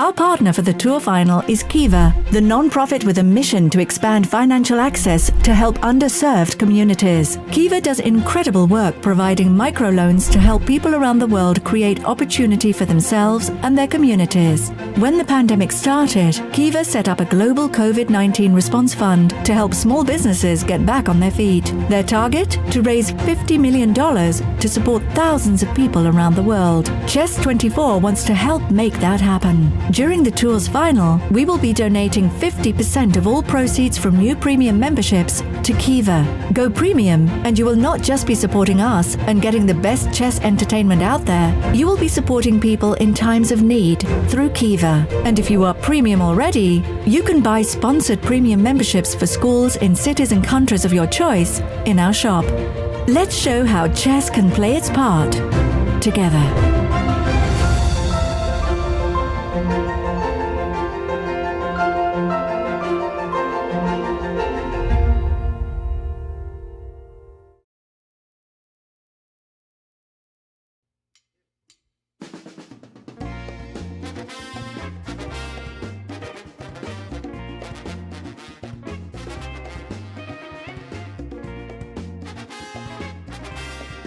When you look at farmers in the rural areas of Tanzania and Uganda, the way that they farm is very manual, labor intensive, and they can't afford to buy equipment outright. And so we're focused on raising the level of income by selling productive use equipment with financing.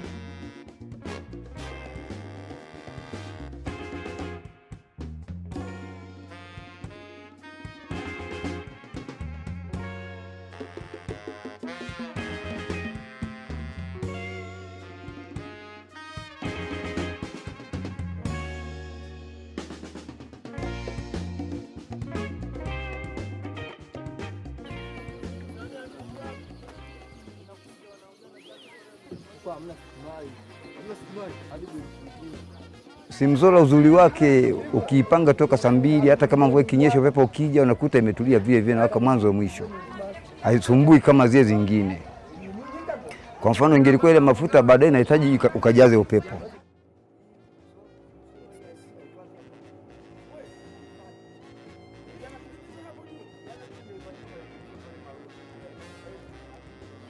Tofauti na sasa hivi ukishadumbukiza ile sola unarusha ile nanga, unatulia, unapumzika. Kama ni ndani ya lisali moja, unatulia lisali moja, unakuja kuanza kazi.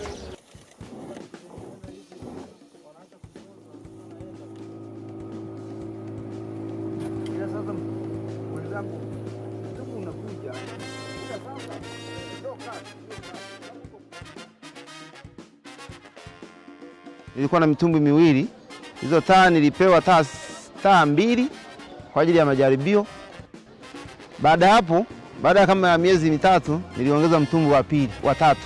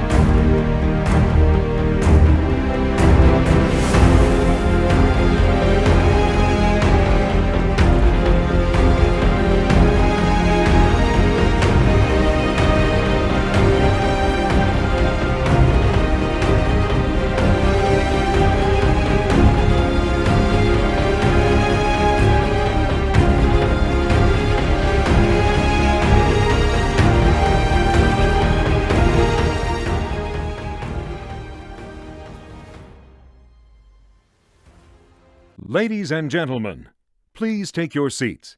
The show is about to begin.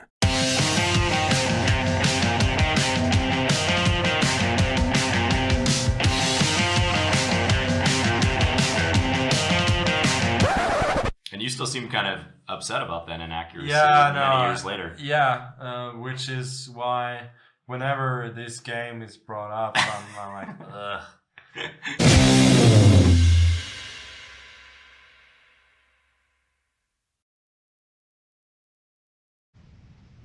Indeed, a very educational and instructive course on endings. I think that's one part of the game that we all really struggle in. And if the world champion gives some help in that and gives us tips and tricks on how to improve, I think we've got to grab it. But some big news, Yas and Peter, and a big shout out to actually our audience who pointed it out to me on Twitter, that game one, there was actually a big save for Magnus Carlsen. Right in this position, he played e6, and e6 is a terrible blunder and the game is out of hand. But instead of e6, he had this stunning line, but I have to say that it's very difficult to play this on the board and it's a computer line. The move is rook c1, just a quiet move, but an very impressive move. And I think the only way that I can break this down is that you have to bring the rook into the game to have some chances of giving checks on the board, of creating any trouble for Black's king.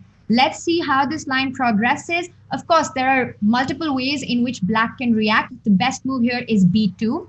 Queen e5, in fact, is a big blunder, and White is checkmating after queen f7. And regardless of where Black's king goes, it doesn't matter. There is a mate follow-up because now the rook is in the game. So instead of queen e5, b2 is the line. And here, queen f3, White has to be extremely precise.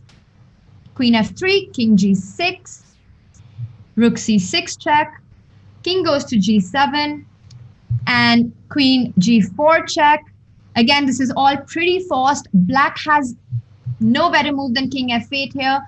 White goes queen f5, has to go king e8 because king g8 runs into mate or a queen loss. King e8 is the only move. Queen g6 check, and take a look at this, guys. After king d7, rook d6, king c8, rook c6, king d7, rook d6 was actually a draw in this position. I think the most difficult point in this entire line is to find the move rook c1.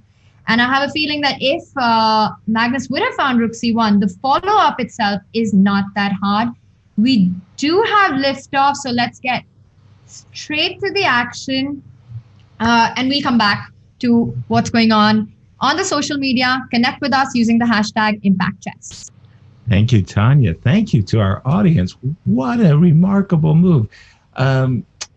Peter, rook c1, I would describe that as alien chess. It never entered my consciousness. What a move. What a save that might have been. Yeah, absolutely. I mean, those are the moves that you can find in correspondence chess, but not with 1 minute on the clock. And also, you know, the point was that the way they reached to this position did not give Magnus the feeling that he has a perpetual check. Yeah, I mean, it felt like it's desperate attempt to continue, and he kind of acknowledged that, yeah, if Black plays correct like Hikaru did, then probably he's losing. So this is one of the most difficult things to shift in the mindset of a chess player, that when you don't have the logic behind what is happening, then you can miss out at such computer moves. Exactly. Now, let me just set the table for everybody who can join us late. Again, shame on you for joining us late, because we are in the Magnus Carlsen Tour Finals. We are in day 2. It's a 7-set affair. The first player to win 4 days of competition. Hikaru won the first day of competition. He leads 1 set to love. Magnus fans was hoping that Magnus would snap back and tie the set, but guess what? On our opening game, Magnus with the white pieces went down in an absolute chaotic thriller.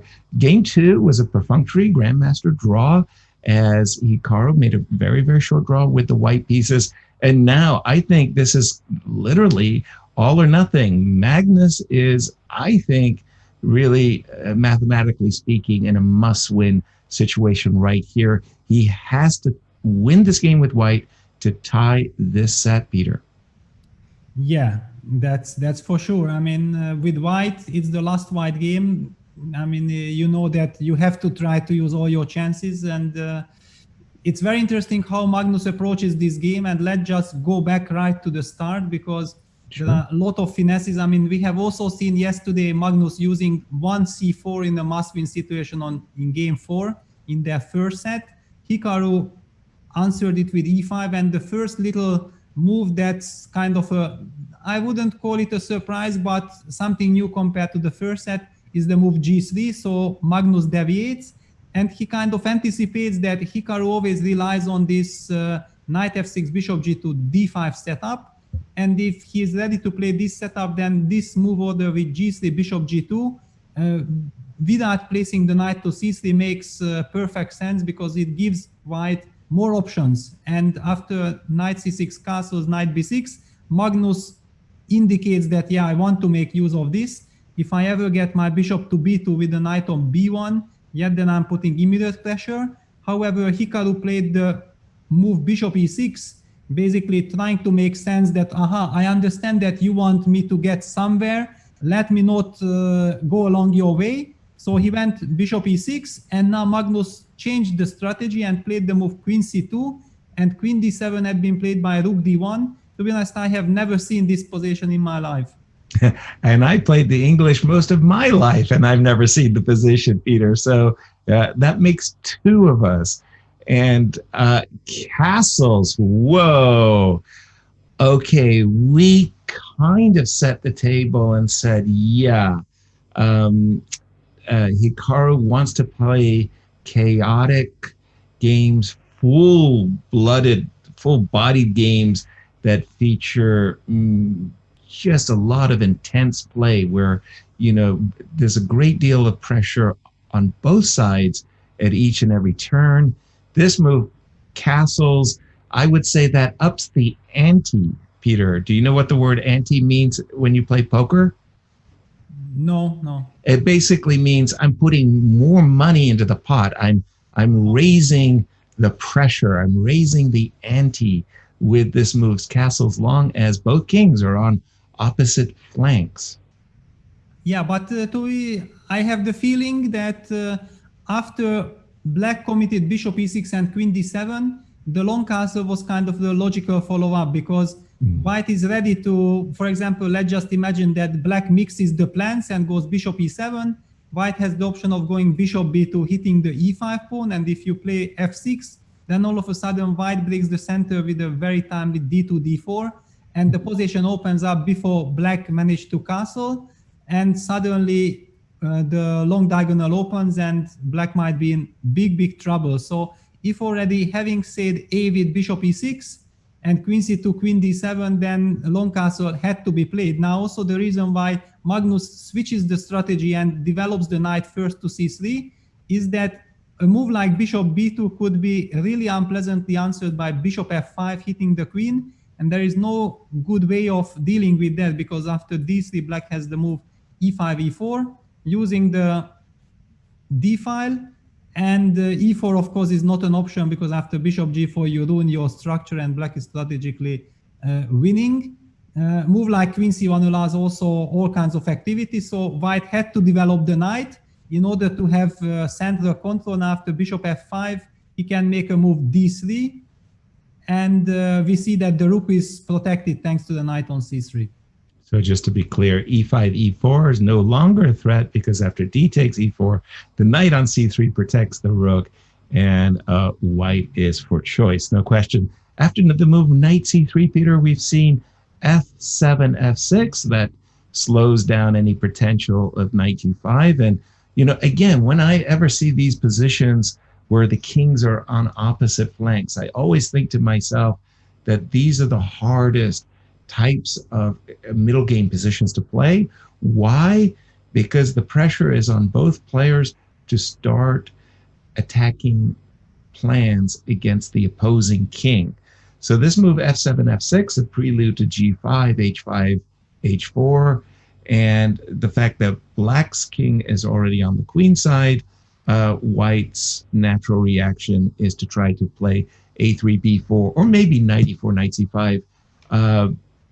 How do you see the various plans before the players? Yeah, this reminds me and probably everyone who is familiar with chess of the dragon structure with reverse colors. Of course, it's different. It has completely new elements and dynamics. I do believe that if white starts to play on the queen side, it's going to be too slow, because actually black just needs the move g5 and g4, kicking the knight away from f3, and then he will get a lovely control of the d4 square with his knight on c6. So to my mind, actually, it's a race of tempis, and white has to make sure that he breaks out. He has this d2, d4 move ready before black gets g5, g4 in, because after this comes, white will never have enough time. Right. Whew. Okay, so now having said that, since g5, g4 is, as you say, threatening, and white really does want to get in this d4. I like what you're doing, Peter. I like this move bishop b2, and I like answering g5 with the move d4. I mean, again, talk about upping the ante and making it as double-edged, literally fire on the board everywhere, in the center, on the king side, on the queen side. This is great stuff, Peter. Yeah, absolutely. I mean, the only problem, again, Magnus is forced to burn time, because he knows that this position is very crucial.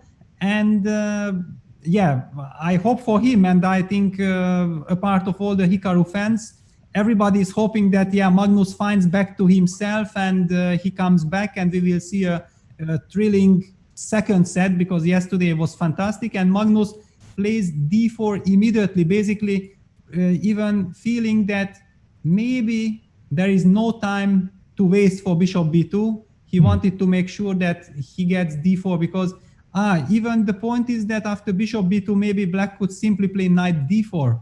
This is really powerful, and knight takes d4, e takes d4, and you never get d4 in, and if black will have a chance of destroying your structure with d3, then you don't even want to see that. In this regard, then d4 was like almost the only move, but then why did Magnus take so much time? Yeah, there are all these aspects.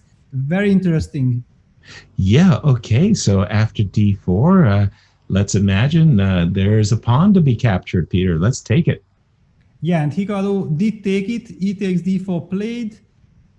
I'm somehow... Okay, I'm not guessing anything, sorry, because it's just way too complicated. I almost said that knight b5 would be natural, but it runs into knight b4. Exactly. Knight b5, threatening the pawn on d4, stopping bishop c5. So black cannot defend the pawn on d4 with bishop c5, queen c5. But knight b5, unfortunately, as you spotted, runs into knight b4. There is the continuation queen e4, but I think that the variation stops quite shortly after bishop d5. Yeah, I mean, it just feels wrong, and Magnus is not interested about this whole process. He says, yes, it was very important for me to get d4 in. Let me continue quietly developing bishop b2 as if nothing happened, because this pawn on d4 is not running away. A very, very restrained move indeed. Wow.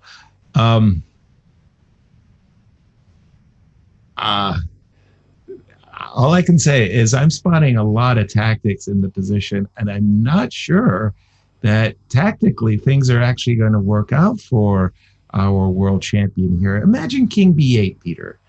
And again, imagine king b8, knight e4, just to put a move on the board. There is a move like knight b4 to be followed by d4, d3. Yes, white will win back his pawn, but maybe not in the nicest way, Peter?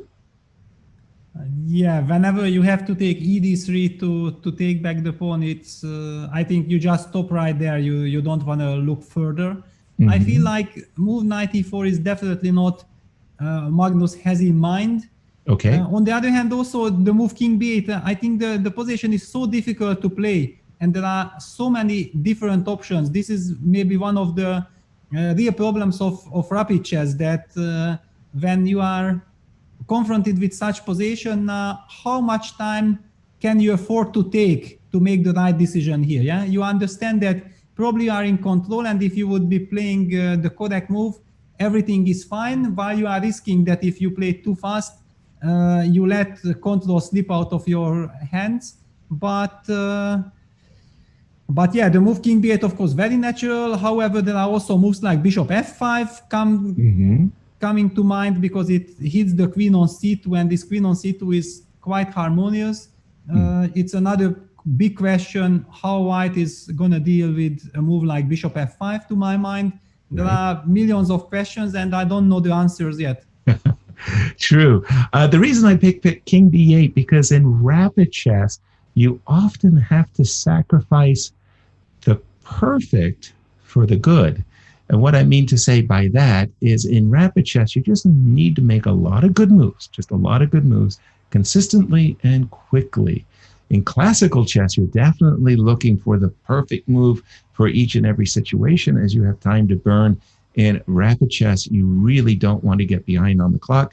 Having said that, I must say that it's nice to see both players with a very balanced 10 minutes apiece.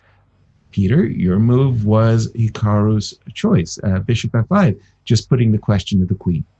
Yeah, I think it's just way too tempting. I mean, because you again feel like, how will white react? And if you don't know the answer, you want to find out. And you also have the feeling that if you don't know the answer, then maybe your opponent also doesn't know the answer. So please burn some time. There are all the reasons in the world why you should be thinking and thinking and thinking. And thank you very much. That's exactly what I want from you. Exactly. So bishop f5. And again, I'm thinking queen c1, Peter. Okay, again, I don't want to burn 10 minutes as Magnus did in an earlier game of the set, and that throw the ball essentially back to Hikaru.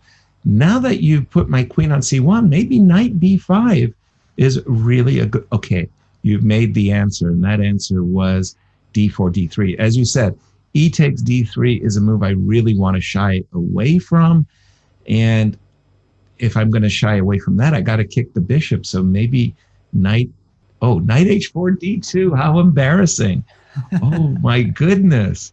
Show that to our audience now that's a queen trap you don't see very often, Peter. I mean, how did the pawn get to d2? Yeah, not at all. And the point behind bishop f5, of course, to play d4, d3, but actually it was not my move. It was Hikaru's move, d3. And I apologize. I didn't realize that we were actually, I thought the players were thinking of it. So d3 on the board. So take back that knight h4 move, because that's definitely not the move that Magnus wants to play. Okay, d3, Peter, a challenge indeed. Yeah, very big challenge, because, I mean, you don't want to play e takes d3. You also don't want to tolerate this pawn on d3. You don't want to go e4 because it weakens your structure, plus it closes your bishop, plus also the black pawn on d3 remains. So maybe you want it or not, you have to take e d3 and then try to push d4 and try to use this pawn as a Trojan horse. I mean, just at all costs, you keep on pushing it, and you don't care if it's lost or not. Just push it. Exactly. Well, I'm terrible. I'm looking at the players, and for me, the bobbing and weaving, when I see that, I usually think that it means that Hikaru is satisfied. I look at Magnus, and I just can't read the man. I just don't know, what he makes out of the position. Okay, sorry, Peter. There was one trick, though. If you go e4 and bishop g4, one trick is there a possibility of, say, knight d5, and I want to take with the rook on d3 after that capture, and I'm hoping that I'll regain material equality. Knight b4. Okay, rook d4, just to continue the variation for a sec. Yeah, but it looks very It looks suspicious, unappealing. yeah? Somehow it doesn't look right. Doesn't feel right. I'm just not exactly sure, though, because, well, I mean, in certain way, the trumps that White has is that the rook on h8 and the bishop on f8 are still, fortunately for him, out of the game. And we did see e takes d3. Definitely a move that Magnus was not pleased about, Peter. Yeah, definitely not. I mean, I can imagine that Black objectively should be better, and also he's in a situation that actually White is supposed to win this game in order to come back in the match. Exactly. The big question is, however, for me that, I mean, if Hikaru feels that he has a chance, then I believe he should try to take it, because after all, why would you leave it to the last game if you feel that there is a chance to be able to finish the match earlier? Exactly. And Magnus had to take risk, and he has done some things to his positionally which are very much anti-Magnus, yeah, because he doesn't like to damage his pawn structure. All this harmony is kind of gone. We have seen Hikaru playing bishop h3, bishop h1 also blitzed out. I mean, clearly, if Magnus would have a chance, he would say, yeah, let's just turn the board, and I would be so happy to be Black. Exactly. I wanted to say, as you were talking, that I really, really do like the move bishop h3 a great deal, trying to trade off that key defender, the bishop on g2. To make that trade would be greatly strategically in Black's favor. So the move bishop h1, while expected, on the other hand, makes a really bad impression as well, because it's sort of like this bishop on h3 is actually pretty darn good, and a lot to be said, Peter, for playing h5, h4, and trying to get an initiative going on the king side for Black. Yeah, that's an option. However, if you go h5, I might have the time of pushing this to d4, and it would be some kind of a relief to be able to push this d pawn, because if I advance it to d5, then new dynamics appear. I mean, I perfectly get what you are saying, that Black seems to be very fast also after h4, but having the Black pieces and being in such a comfortable situation, I feel like something like bishop g4 would be a very natural way to try to stop d4. But as we see during the game, actually bishop g4 had been played by Hikaru, and d3, d4 had been anyway played by Magnus. He just has to free himself. He has to open up the d file at all costs to get some counter chances. Absolutely. And bishop g4, very natural move as well, eschewing h5, h4 style attacks, pinning the knight, maybe presenting opportunities for queen f5 and queen h5. But here, capturing the pawn is doubtlessly a relief for White. But having said that, you know, a pawn's a pawn, Peter. I mean, I'm a member of the Pawn Grubbers. I'm the president of the Pawn Grubbers Association. Why can't I take a pawn? Yeah, I know that you are the president. I know.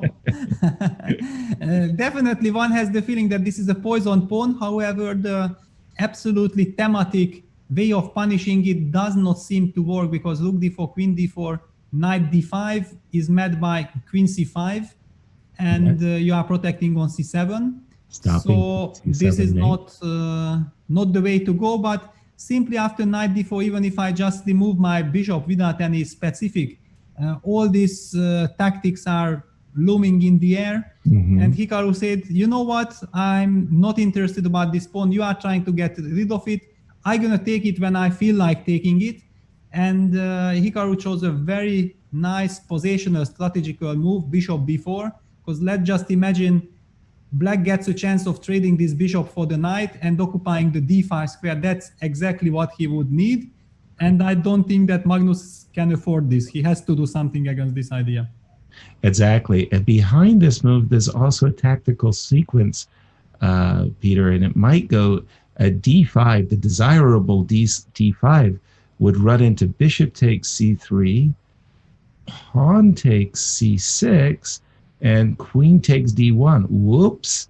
Once that knight on c3 got captured, the rook on d1 wasn't protected by the minor piece, and black wins. Yeah, however, okay, if after d5 you take on c3, I'm definitely going to capture it back. The only question, what is the most efficient capture? And d5 had been played by Magnus. Aha, okay, so we're about to see bishop takes c3, I do believe. And after bishop takes c3, Peter, again, this knight on g4 is still in a pin too, so it doesn't make it that much easier to take advantage of the knight being on d5. So shall we imagine bishop c3, queen c3, knight d5, queen c5 as a continuation, or do you like somewhere else to go with the queen? Well, maybe I would love to go somewhere else, but I don't see where. Yeah, and there are good arguments for queen c5, yeah, because if I manage to provoke some b6, then maybe I'm going to go queen b5 and you weaken your light squares. Right. And yeah, we are seeing bishop takes c3, queen takes c3 on the board, knight takes d5 also d5. played. Hmm. And queen c4. Queen c4. Okay. It makes perfect sense because now white is threatening to take rook takes d5 because then this little tactics, maybe Magnus feels like thanks to this he gains 1/2 little tempo, which is very important for him to coordinate his forces. Exactly. Well, that threat strikes me as so good that I would deal with it by retreating my bishop to e6, Peter. I think a lot of e6, players natural, in our but audience. On the other hand, also I'm feeling relieved, yeah, that this pin had been resolved. Agreed. That is, you do get that sense of relief. But again, setting the table, it's really the simple, folks. Magnus is going to have to win this game to stay in the set, we believe, because he could potentially win on demand with black, a much harder ask. So he's got to win this game, Peter. Yeah, he needs to win, but I think right now the most important thing is to forget about the result of this game because the game is so complex and Magnus is again down to 5 minutes. What he needs is making good moves, and then finally what comes out of it because if he cares too much about the result, it will not end any good. I mean, he will be done on time, he might lose this game and the set would be lost. He needs to focus because black is for sure perfectly fine. On the other hand, I also feel like Magnus can maybe live with this position compared to what he had a few moves back. Okay, fair enough. Knight d4 on the board. Earlier, black also had the option of taking the knight on c6 and the knight on f3 off the board when he could have captured on d4 with the knight. And I thought Hikaru made the right decision. As long as the knight stays on f3, the bishop on h1, its view is blocked. So this move, knight d4, makes perfect logic. And after, for example, knight takes d4, I can imagine the rook capturing just so that this rook on a1 can quickly enter the game. Hikaru has played, intriguingly, the move bishop f7. Was that your first choice, Peter? It certainly wasn't mine. Yeah, no, not at all. I mean, basically bishop f7 almost indicates for me like Hikaru is thinking too much about the result right now because he wants safety. But can I just take on c6, and if queen takes c6, do I have queen g4 check? Is that an option? Absolutely. Go for that pawn on g7 by all means. And by the way, I mean, taking on c6, I have to play queen takes c6. And we do see knight takes c6 on the board, Peter. So I think this bishop f7, I've been lauding Hikaru, and I think I just saw Hikaru like slam his hands on the table as if to say, darn it, what am I thinking? This move, bishop f7, might have been like the first time we've seen a a mistake. I mean, just a flat out mistake, because he's missed Queen G4, Peter. He has missed Queen G4. Yeah, exactly. That's exactly what I was saying, that maybe he simply thought like, okay, I understand my opponent has compensation, so let me just play bishop f7 and knight c6, queen c6, takes. White will have anyway wonderful compensation, but enough only for draw. And this suits me perfectly fine. And then you just make this move, and then you tell yourself, oh my God, what did I do? Because you immediately spot queen g4 check. And this is now what we are seeing. Magnus is back in the match. Absolutely. A huge turnaround. That move, bishop f7, I mean, it looked really artificial. It felt wrong, and it was a blunder, a mistake.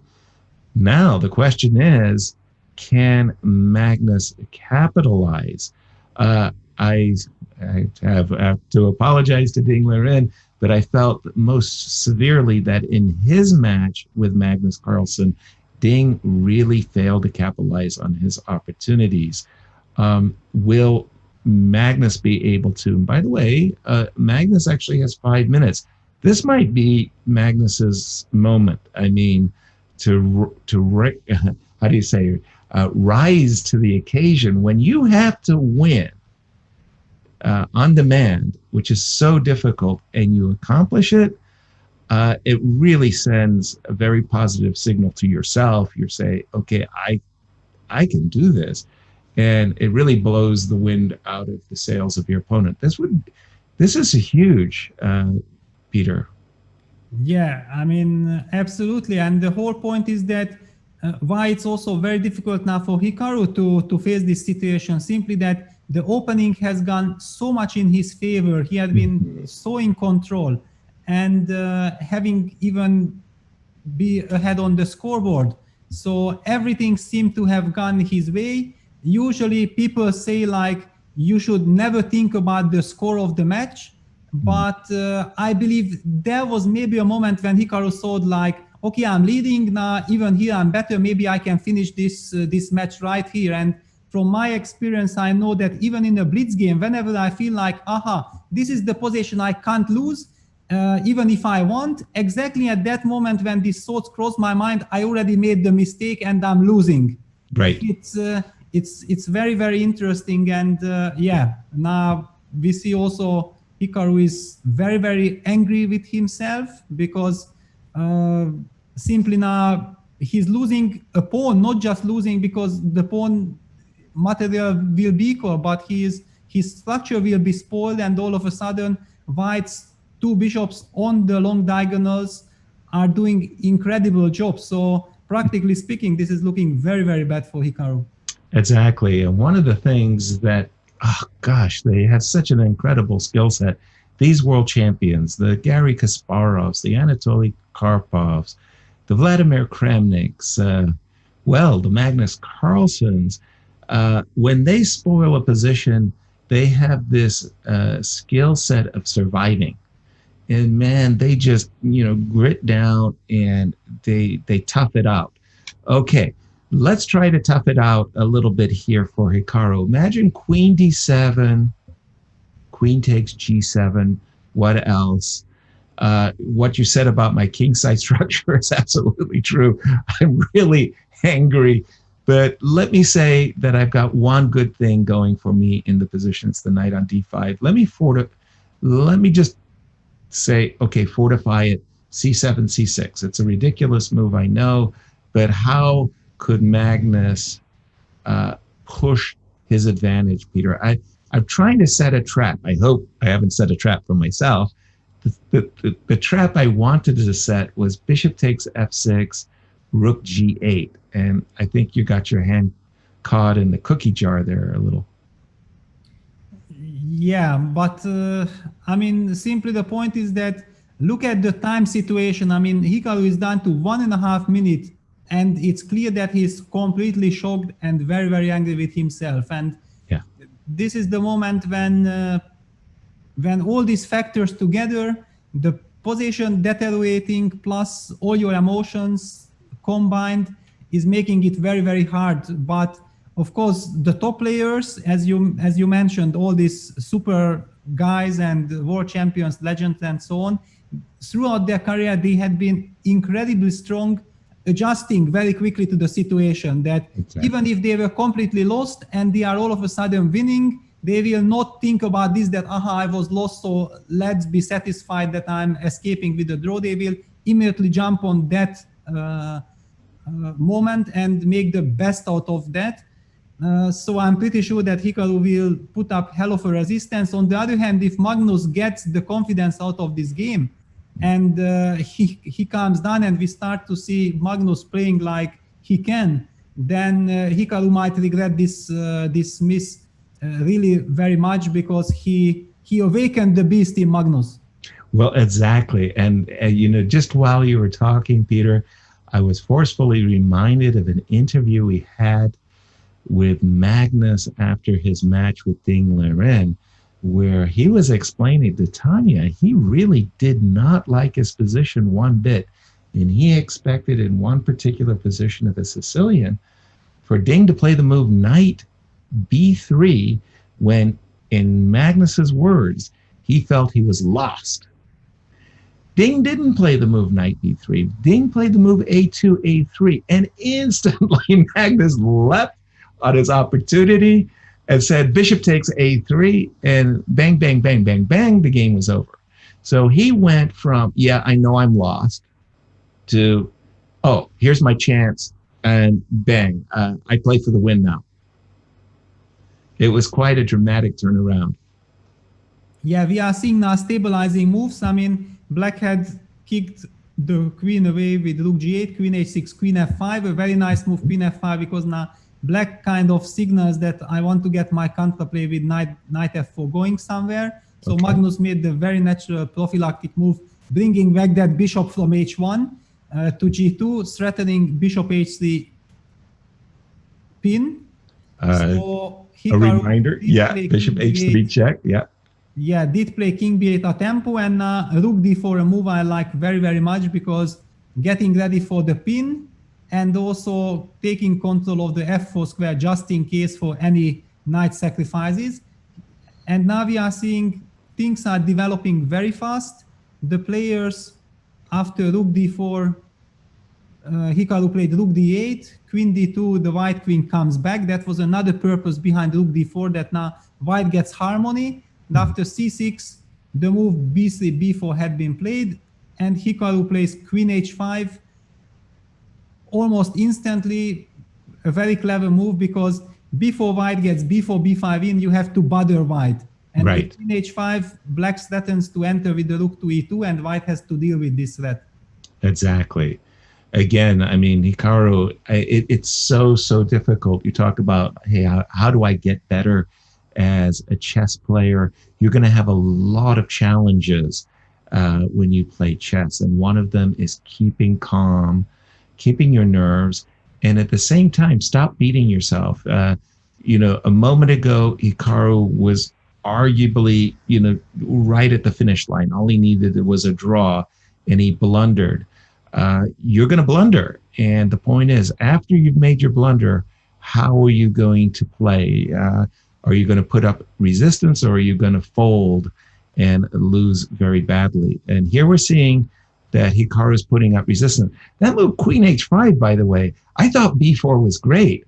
White was ready to, turn on the jets, the attacking jets, I mean. And somehow queen h5 really took away because trading everything, that wasn't what Magnus wanted to do, Peter? Exactly. I mean, this queen h5 was very, very strong, and already this whole sequence of queen f5, rook d8, c6, I mean, just shows why Hikaru is so strong in this format, because, I mean, being shocked and being low on time, he went all the way down to 1.5 minutes, even 1:24 if I'm not getting it wrong. Mm-hmm. However, then he collected himself and played, I think, very, very strong moves. And certainly, I mean, white wanted more than this endgame. Right. On the other hand, white is better thanks to the two bishops.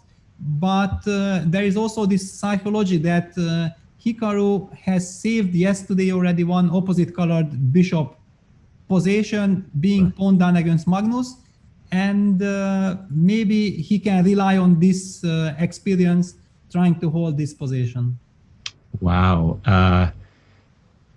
Talk about gaining confidence and momentum. A while ago, I'm almost just gifting Magnus the entire point and saying, like the position was so good for Magnus, he's just going to clinch and win. And if Hikaru just does somehow manage to save this game, my prediction of Hikaru victory is looking really awesomely good on point, because that would be a remarkable save. I mean, it still looks terrible. But there are times you begin to think that, I'm getting close to saving a position, Peter. Yeah, now we see the move Queen B1. Mm-hmm. It's kind of an invitation to something similar we had seen yesterday, because White, okay, don't get me wrong, White has many options, and my first instinct is definitely not to take this pawn, because I believe that even after something like Queen takes B1, Bishop takes B1, a move like G3, G4 followed by King G3 is a very natural way of putting the pressure and relying on the two bishops and claiming that, okay, you have this structural deficit. But of course, we have to mention what happens after bishop takes d5, c takes d5, bishop takes f6, because that's a healthy pawn up. And if White gets the chance of playing g4, king g3, I believe this should be winning. So everything comes down to the fact that can Black block down these pawns effectively with h5, for example, after h5, f3, bishop f5, right, slowing down these pawns. And if Black gets his king activated, then it should be a draw. And Magnus, of course, says, no, thank you very much. I'm in a must-win situation. I don't want to go for this endgame. But the difference is after Queen D2, I like this move very much by Hikaru, Bishop E4. I would have preferred your line of play. Queen B1, Bishop B1, G3, G4, preparing, as you say, King G3, and relying upon the two bishops. I see that as a two-result game for sure. After Queen D2, Bishop E4 is not that Hikaru is trying to win or anything like. Oh, but there was a trick. Yeah, there was bishop takes f6, which was hanging in the air for quite some time. But before I did not mention it, because here after bishop f6, knight f6, queen e5 check, there was queen d6. That was the defense. However, after the queens moved to b1 and the queen moved to d2, all of a sudden after bishop e4, the strike bishop f6 kind of seemed to work. Yeah, bishop g2, king g2. The main point is that after queen e4 check, White has the move f3. Exactly. Whoa. I don't know if bishop take. I miss bishop takes f6. Let me be perfectly frank. Bishop f6 followed by queen f4 check, and queen takes f6, snaring the pawn. A very nice tactic indeed. I'm thinking Hikaru missed it as well, and if he did, that would have been like his second big mistake in this game. Missing the queen g4 idea was mistake number one, and allowing bishop takes f6 might be mistake number two. Now, having said that, he says, okay, desperate times call for desperate measures, right? King b5, king a4, let me waltz in and take the pawn on a3. Yeah, he has to rely on this. I'm pretty sure he did miss bishop takes f6, but the situation was such that Hikaru was down to 1 minute on the clock, a position which was so difficult to handle, and the move bishop e4 was played automatically, because you felt like, if I'm not playing bishop e4, I anyway gonna lose slowly, because no way with 1 minute on the clock I can save this position with all these weaknesses against Magnus. So he did blunder. On the other hand, now this position is such that he can go berserk, because now he has nothing to lose, right? Right. And he goes for it. The only problem is that he's facing Magnus Carlsen, who I think given another chance, he will not let it slip. Okay, so from Black's point of view, he's sitting there saying, okay, I need to engineer some kind of a perpetual check, right? And so from Black's point of view, he always wants to be ready with a queen e4 check. From White's point of view, White's got some some passed pawns on the king side. He wants to play g4 and f4 and go, but he doesn't want to see knight f4 check land on the position. So something like a bishop, I was about to say something like a bishop d6 as a prelude to pushing the pawns. Magnus just said, not necessary. I'm just going to go queen e6, Peter. Yeah, I mean, that's why exactly I was highlighting that this bishop on c5 is so nice, because queen e4 check would be very, very unpleasant. However, this bishop on c5 protects the f2 pawn, and then White can go with the king to h2, and there is no follow-up. Right. And Magnus perfectly made sense out of it after king takes a3. Already with the move queen e2, he indicated that he wants to enter with his queen, target the c6 pawn. If the pawn on c6 falls, then Black will not have anymore this very nice d5 square for the knight. Mm-hmm. And we are seeing developments are coming up. So queen d3, queen takes c6, king b3 had been played, queen e6, queen c4, queen f5 played. Now knight takes b4 on the board. Okay, so I think in all of this little dancing that was going on, Magnus was readying the move queen b1 check, Peter, to try to keep some awkward things going on, but bishop he just took. He just took because he is taking on h7 and he feels that the h pawn is just very too fast. Exactly. Well, that's very nice. Also, White's king is very safe, yeah, on h2. Precisely. There are no checks. Yeah. Well, it's really, really nice when you can, it's a race where your king is the one in safety. And this strikes me as a win. But having said that, do you remember reading an article in New in Chess magazine about, it was by Dr. John Nunn, where it was queen and two pawns versus queen? Yes, I know this h and g pawn, but here I think the difference is going to be that he will queen the h pawn, and finally they will get queen g3 f2 pawns against the queen, and then it should be easy win. Yeah. Did that article by John Nunn shock you as much as it did me? I would have never guessed that two connected passed pawns there was a possibility of a defense, in fact. Yeah, when I first heard it, I even said that, okay, I understand it's a computer draw, but still, if you are getting outplayed and you are 2 pawns down, then please just resign, yeah? I mean, that would be so much more fair, than to rely on some computer defense mathematics solution. We are playing chess, we are not mathematicians. So right. You got outplayed, resign, that's it, and I will respect you big time. Well, as Bent Larsen said about a fellow grandmaster, is very, very good player. He resigns correctly. Those are the opponents we want to face, no? Exactly. Somehow Magnus did a nice job. He put his queen in such a way that he's supporting his advance, he's protecting f2, and he's keeping an eye on the b pawn. Very impressive, Peter. Yeah, very impressive indeed. You remember we talked about this bishop on c5, which was so strong defending the f2 pawn. Now the queen is doing exactly the same effect. And look at this, if Black has to make a move like queen b2, this is very, very bad news. Yeah. Because not only the white pawn is advancing forward, the black queen steps in a way of his own pawn. This basically signals that game over what we are witnessing here. Very, very, very quickly indeed. The one blunder you don't want to make as White, you will curse yourself forever and ever. You don't want to blunder the f2 pawn.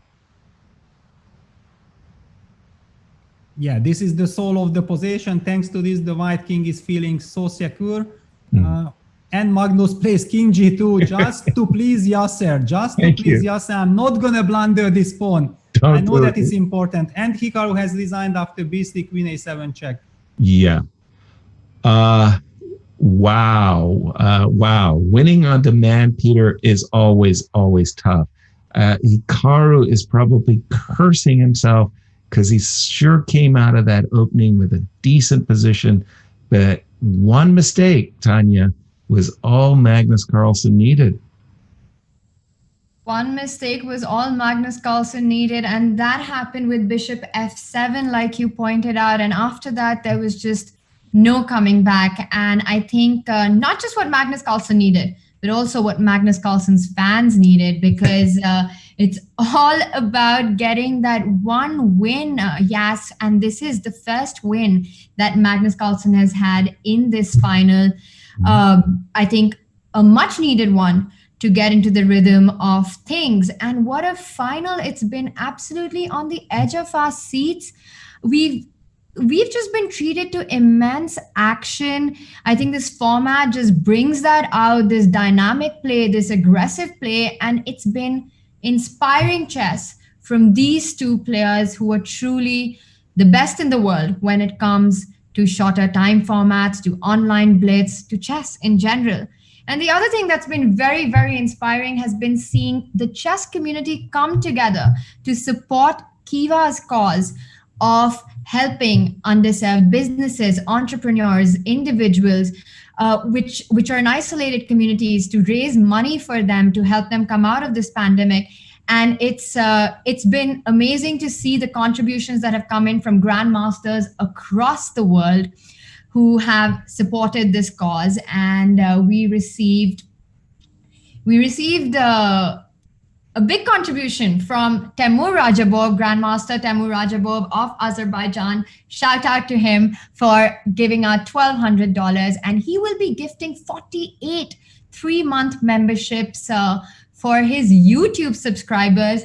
Temur has been taking the YouTube world by storm with some amazing content and streams. He's just hilarious on them, super instructive chess. Definitely check that out.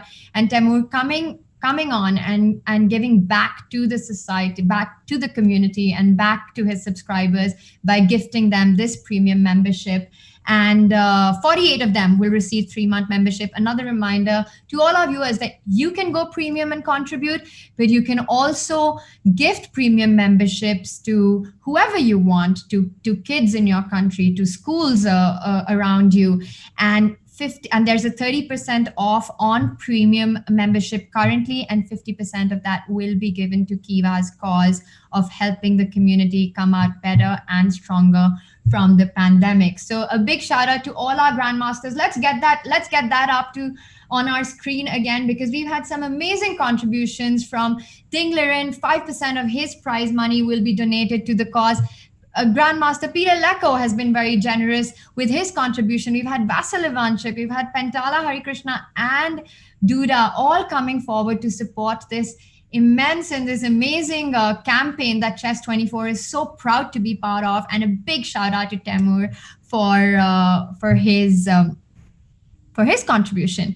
And join the grandmasters, be a part of this movement, improve your own chess, but also help the community and support what Chess24 does, and support everyone around us to come out of this very difficult time better.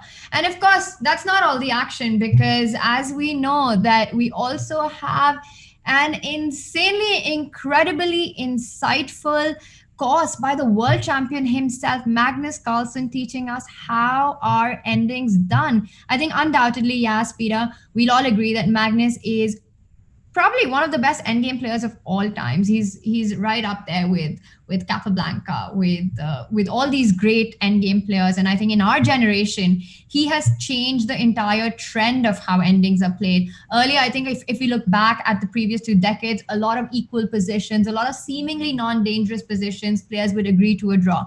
But Magnus shows the complexities in endgames, how to win those points, that half a point, how to save it, how to win that extra half point, all in the course. Take a look.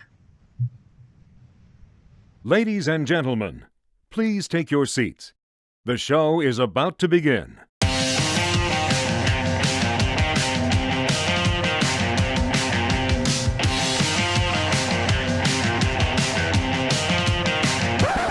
And you still seem kind of upset about that inaccuracy Yeah, many years later. Yeah, which is why whenever this game is brought up, I'm like, ugh.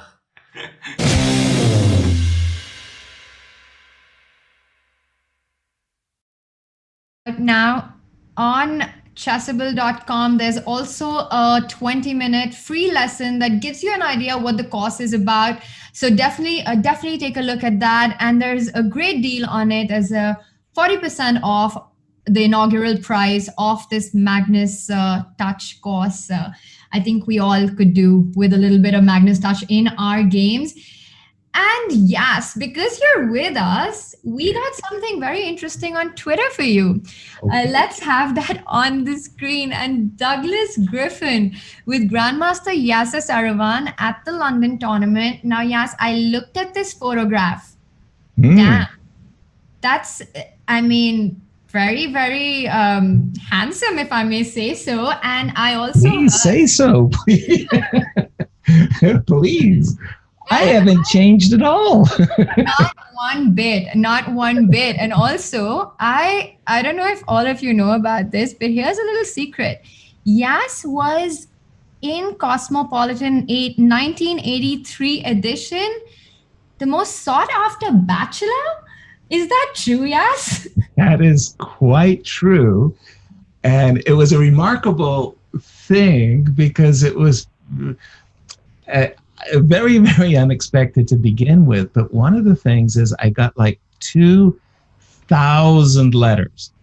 Like, I mean, that sounds like a lot, but until you actually see how much volume, how much space 2,000 letters take up, well, let's just say it destroyed my mailbox. And my mother, bless her heart, she read every single one. And she would read some and she would put down her reading glasses and go, shake her head. Yeah, and then quickly read the next one. It was special. These were all marriage proposals? Well, dating proposals. Yeah. Those kinds of.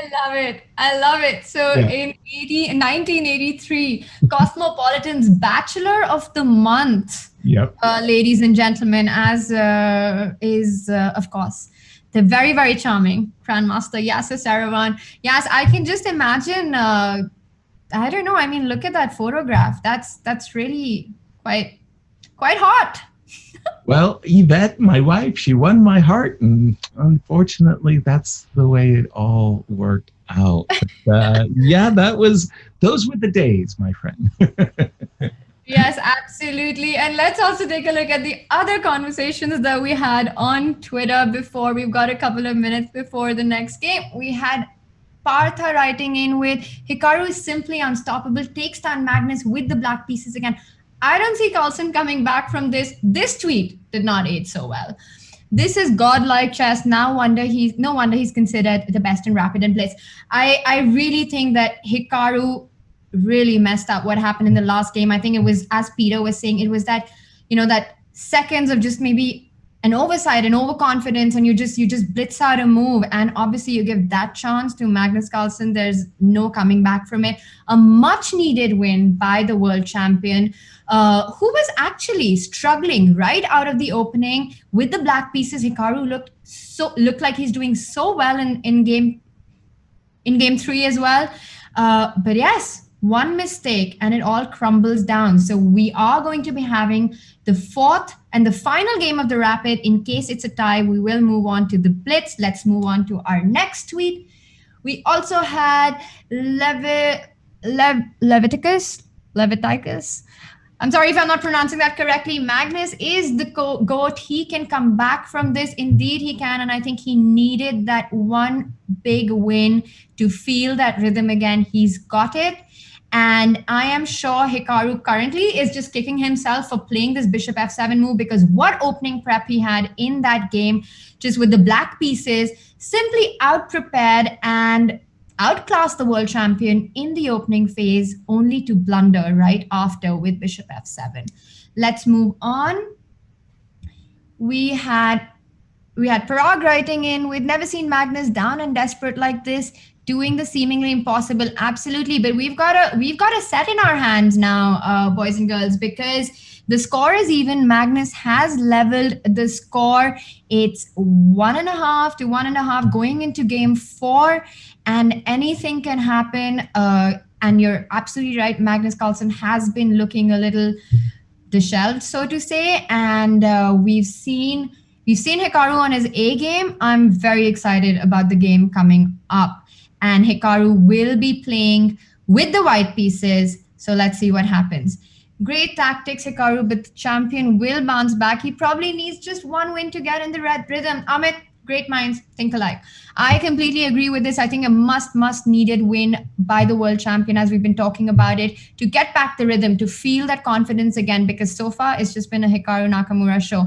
But I would say one thing, bishop f7 was a blunder. It wasn't exactly, and of course the world champion played flawlessly after that, but we're still to see a game where we feel that, Magnus dominated Hikaru. But so far we've seen several of these games from Hikaru's side being the one keeping the world champion on the ropes. Let's move on. We've got a few more minutes.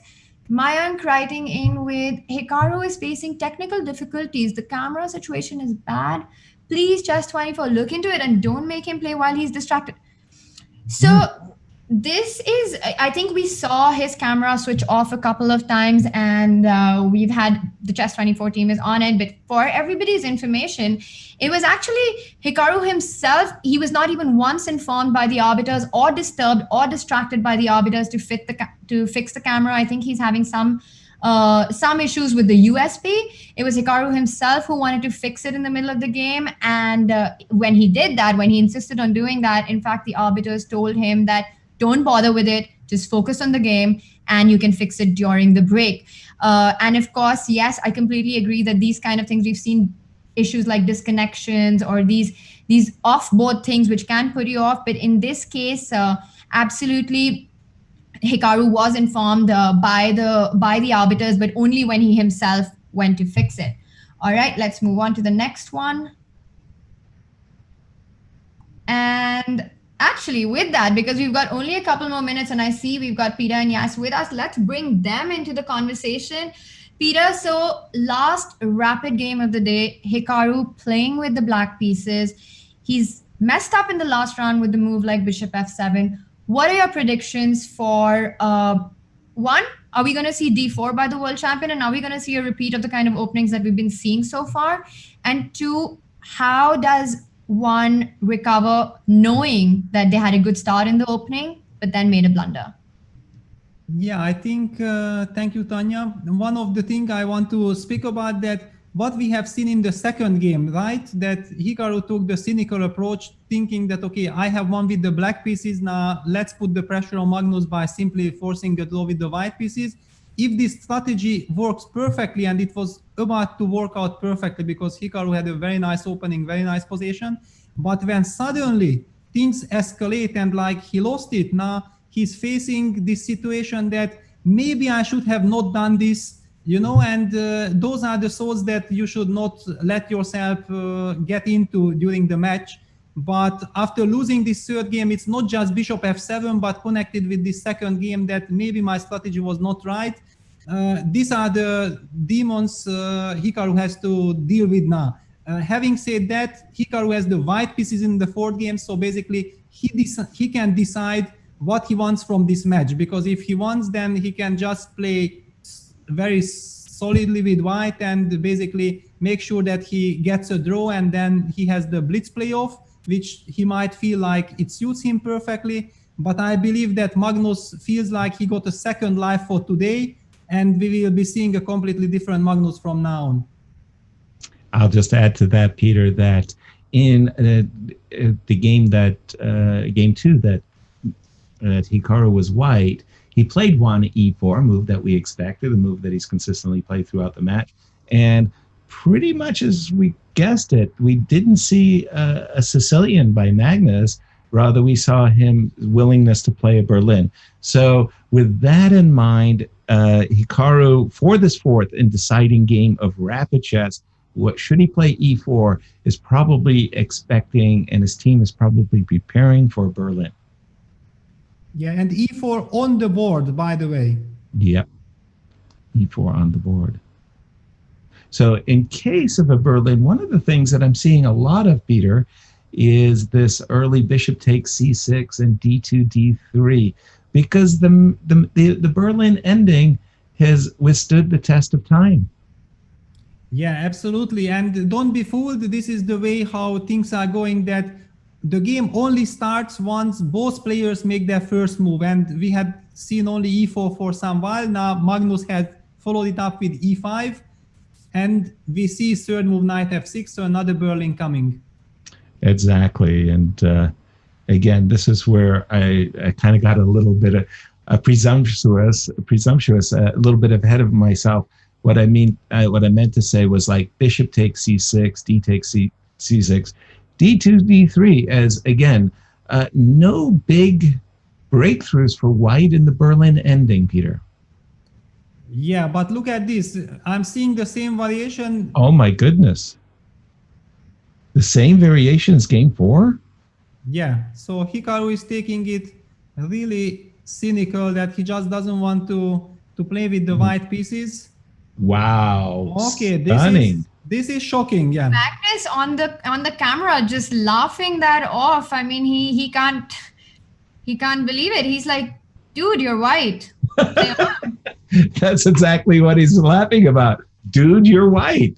Tanya, okay, I cynically suggested before the first game of the match in the first day that Hikaru would most likely be happy with a 2-2 tie throughout the rapid chess and to push the match into the blitz chess. Very hard to get 2 points out of 4 games against the world champion in rapid, but that in a sense, he is feeling himself incredibly confident in blitz.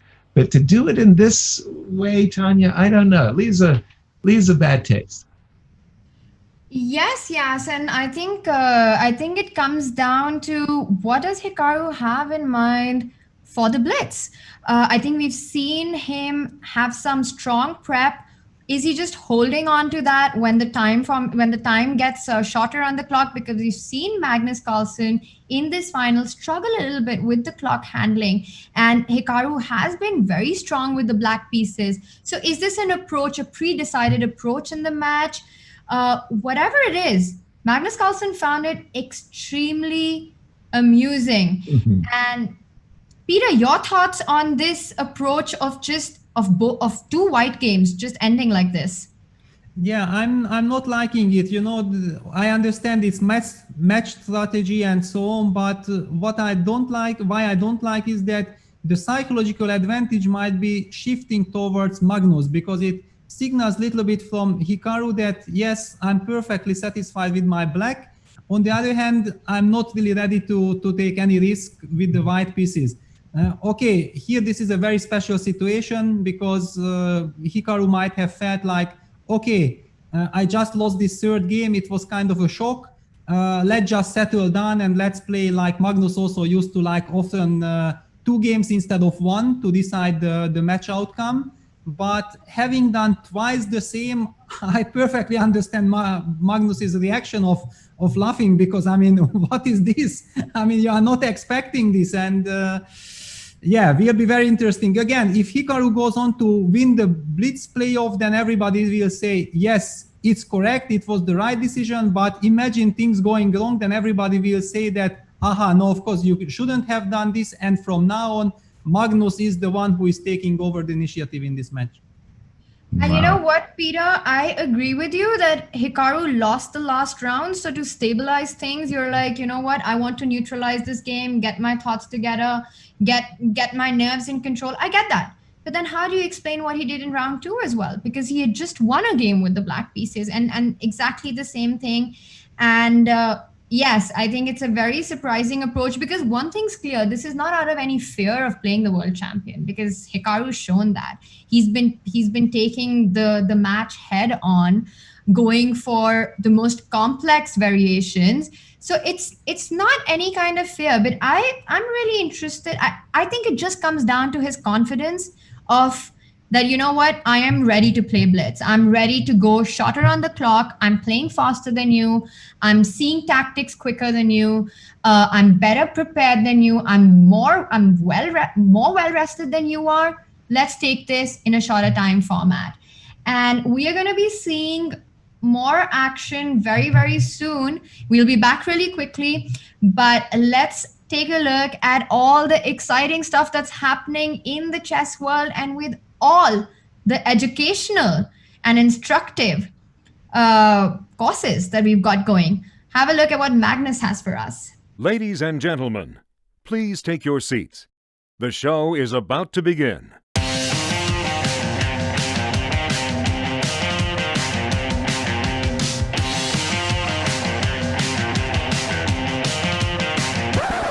And you still seem kind of upset about that inaccuracy many years later. Yeah, which is why whenever this game is brought up, I'm like, ugh.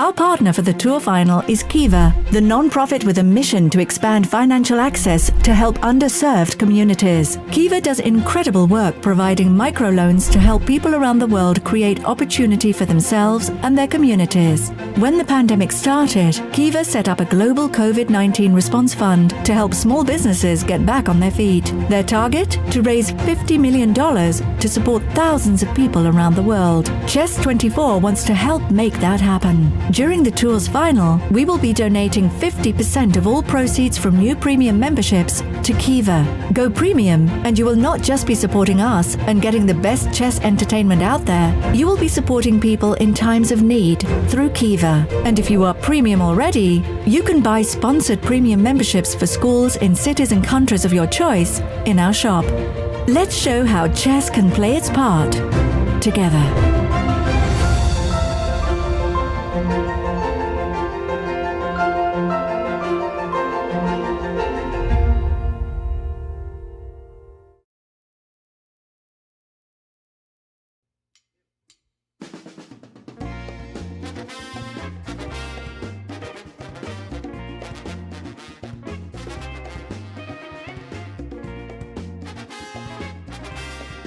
When you look at farmers in the rural areas of Tanzania and Uganda, the way that they farm is very manual, labor intensive, and they can't afford to buy equipment outright. And so we're focused on raising the level of income by selling productive use equipment with financing.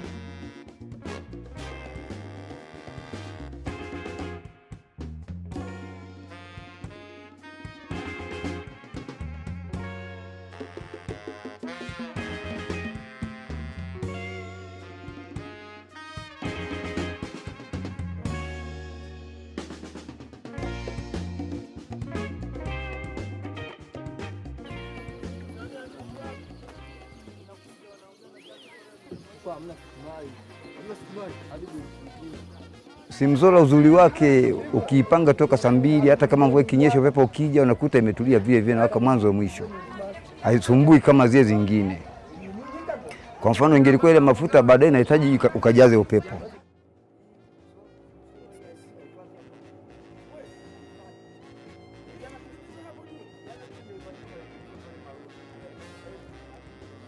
Tofauti na sasa hivi ukishadumbukiza ile sola unarusha ile nanga, unatulia, unapumzika. Kama ni ndani ya lisali moja, unatulia lisali moja, unakuja kuanza kazi.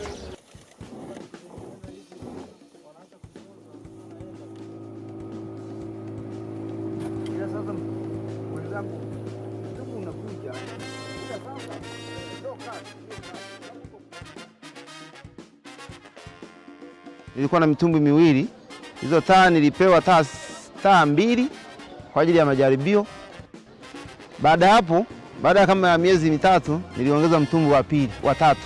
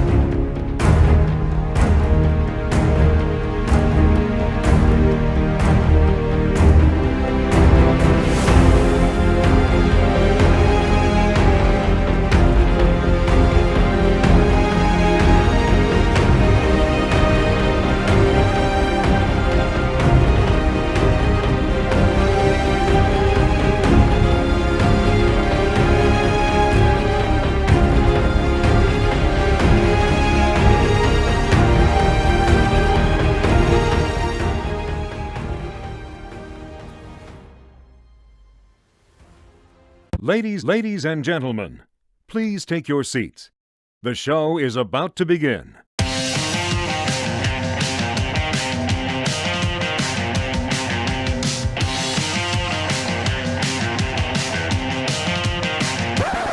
And you still seem kind of upset about that inaccuracy Yeah, many years later. Yeah, which is why whenever this game is brought up, I'm like, ugh.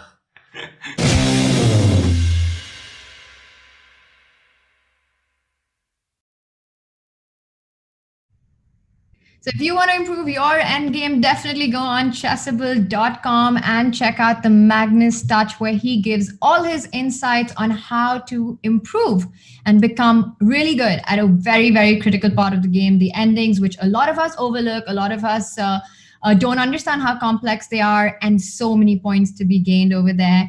Learn from the best, learn from the world champion. It's live on chessable.com. There's a great offer going on, so have a look at that. And I am still just reeling from the excitement that we've had today. So the score is level. It's 2-2. We're about to kick off the blitz portion of it, and the blitz portion of the match today. It's just amazing to see how the match developed. Here we can see that 0-1 is actually the set lead that Hikaru Nakamura has from winning his day one, but today's score is 2-2, and we've got the blitz coming up. It's really incredible to see how the day panned out today. We had two insane games. One where Hikaru came on top with the black pieces. He's chosen to play absolutely aggressively with the black pieces today. Even in the second black game that he had, he was doing so well out of the opening, and a slight mess up with bishop f7 gave the game away. And then two with the white pieces. I mean, knowing that, you know, you're sort of in form and in shape. We've been discussing this, that is it wise to do this, to just say that, you know what, let's just take this to the blitz, and I'm okay giving out on the advantage of the white pieces. And at the end of it, I think, yes, it comes down to how blitz is going to go. We've seen the world champion himself do this in his match against Fabiano Caruana. I remember the game 12, where in fact with the black pieces, Magnus was doing really well in that position, and he just agreed for a draw really quickly. Went into the tie breaks and smashed his way in the rapid portion and became the world champion, and then came out saying, you know what, I knew what I was doing. A lot of people were criticizing that approach of game 12, but it's all about the end of it. If Hikaru believes that's where his best chance is, that's what he's going for. So yes, what do you think about this approach from Hikaru today? Well, Tanya, as you just described it, a rather cynical one, and I remember exactly the same thing also in the New York World Championship match with Sergei Karyakin, where Magnus himself did the exact same thing. He gave up the advantage of the white pieces, and the 12th and deciding game went to tie breaks, won very easily. I think Peter said it really well, that if Hikaru wins this set by winning the two blitz games, then he's a genius. He did exactly everything perfect. If he loses this set of games in the blitz, everybody will say, well, why did you give up the white pieces, dude? And and it really is going to come down to that way of looking at it, right, Peter? I mean, you're a genius if you win. If you don't, well, you're a goat. Yeah, exactly. But also there is another thing I want to mention about the format. I mean, why I'm loving this format, and I think it's great, because actually these draws don't take away anything from the match, because the tension is in fact growing. I mean, we are about to see two amazing blitz games. That's what I believe. I mean, from the two very best blitz players in the world. So actually the spectators are in for a treat. Of course, chess-wise, we would love to have seen more quality from these two games, exactly because we know what these two guys are capable of. But I'm pretty sure we will be compensated for it in these two blitz games. And another little question, I don't know, Tanya, do you know who will pick the color for the Armageddon if it gets to the Armageddon today? If it does get to the Armageddon, we are going to have Magnus Carlsen picking the color, but we are going to confirm on that because Magnus did qualify for the final, and we have a confirmation that in fact Magnus picks the color because he qualified into the finals due to a tournament win. while Hikaru qualified into the finals based on his cumulative score throughout the event, only because Magnus won multiple events. We do have liftoff and it's blitz, so let's get straight to the action. Thank you, Tanya. And D4 and knight F3. Inviting a London, Peter? Yeah, that's what I also felt like, but all of a sudden Magnus, after knight f3 d5, chose the move c4. If you would have asked me, I would have told you no way Magnus gonna play c4 here. If he already started with knight f3, he's gonna play bishop f4, and he served him so well against Ding Liren. But Magnus wants to mix things up, and look at this: bishop g5, d takes c4, e4. This is not something you see very often. Especially, yeah, exactly. Especially usually you see the knight on c3, as in their previous games where we've been seeing that b5 variation. And now with the bishop on g5, are we getting a proper, Vienna line? Peter, I must say, sadly, my openings are not up to date. What's the latest and greatest going on in this line? I'm not completely sure myself. The point is that, yeah, this fourth move, bishop g5, that Magnus used is actually a move trying to avoid certain type of things. And after d takes c4, this move of e4 is very, very rare. So I believe Magnus must have some specific idea in mind. The question, which player will turn out to be better prepared here, or who will feel the position better later on? Okay, intriguing. Again, like this pawn on e5, right? Like that's somehow a kind of a magical pawn. You kick away the knight on f6, and it lends itself very nicely to kingside attacks. Even the bishop sacrifice with bishop h7 and so forth. Pawn on d4 still on the board, Peter. Yeah. Okay, black has this extra pawn. This pawn doesn't really matter that much because white can take it almost any given moment. But I believe that he first wants to make sure that he gets some strategic trumps, and Magnus is going for it. He first puts his knight on d6, makes good use of this e5 pawn, and he says that if this pawn on d4 is not running away, then let me try to grab it in the best possible moment. Fair enough. It's a very strong statement. The knight on d6 versus the knight on a6, no contest whatsoever. The knight on a6 is out of the game. Now, having said that, I was trying to do something that, never mind. Queen d7, Peter. Yeah, queen d7. Now the question is, can white capture with the queen on d4 and follow it up with rook a d1, stabilizing the knight? Yeah, and Magnus does queen takes d4, because if white gets queen takes d4, rook a d1 in and stabilizes its knight on d6, then it looks like a very nice advantage to play with. Exactly. I'm getting a little bit scared about this knight on a6. Maybe knight c7 to d5.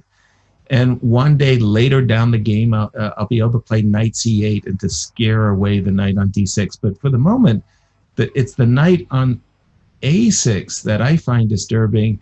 Hikaru says, I've got no such concerns, Yasser. Don't worry yourself. Okay, he has brought his knight back to c7 and saying, okay, 4 versus 4, 2 versus 2. All I'm looking for is to make a nice solid draw. Can he do it, Peter? Yeah, it's a big question, because black does have this d5 square, and as you rightly pointed out, if black gets knight d5 and also challenges the knight from d6 with knight c8, then white will also have trouble maintaining his initiative.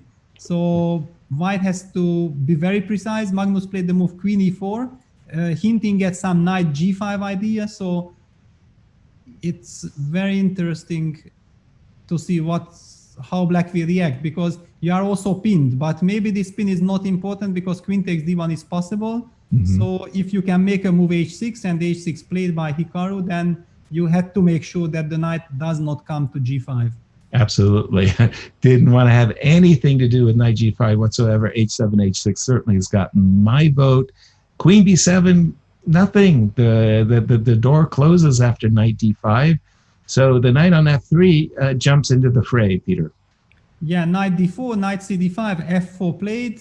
Basically, both sides are trying to strengthen their position. Really, the real question is what will happen with this knight on d6. I mean, let's just imagine that black exchanges the knights from e7 for the knight on d6, and suddenly we'll be talking about that black has nothing to worry about, and knight c8 played.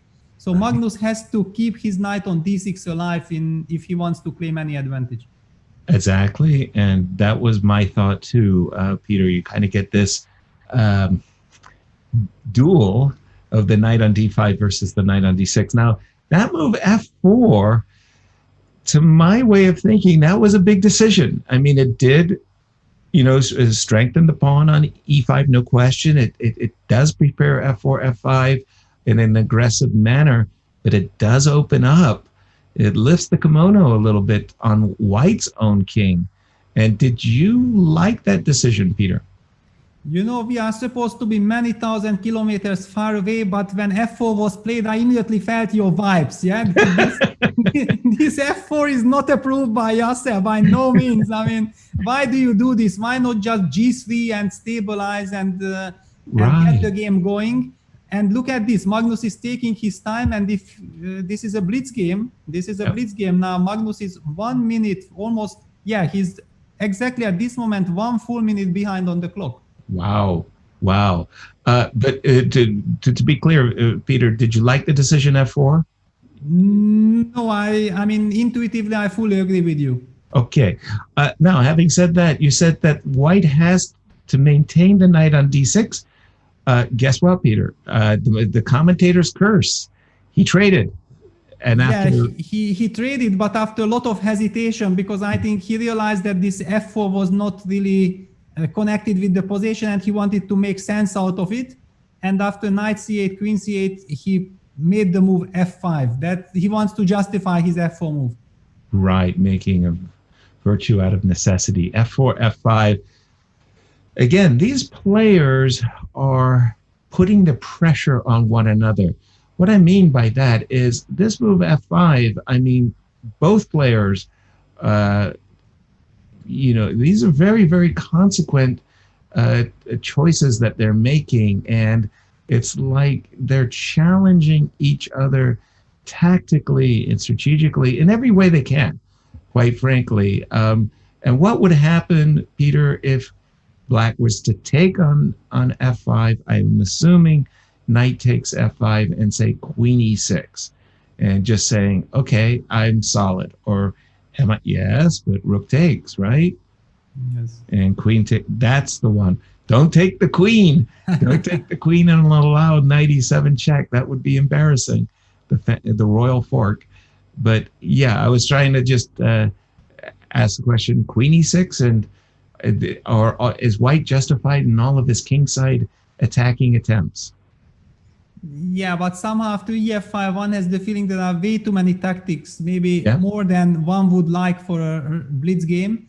Fair enough. Hikaru took his time, played the move queen c5. But what you mentioned, I think was perfectly right. I mean, the players make such difficult choices, and they constantly make such choices that the opponent should never get his comfort zone.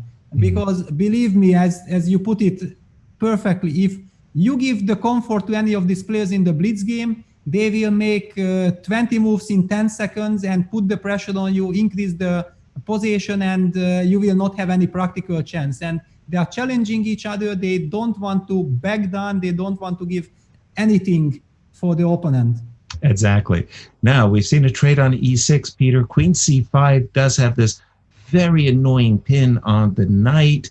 And the challenge is for Magnus, he's got to get rid of that black queen. He can't just allow it to stay there. He played rook c1 and was met by knight f6, hoping to play queen takes d4 and liquidate into what Hikaru knows is a drawn rook and pawn endgame.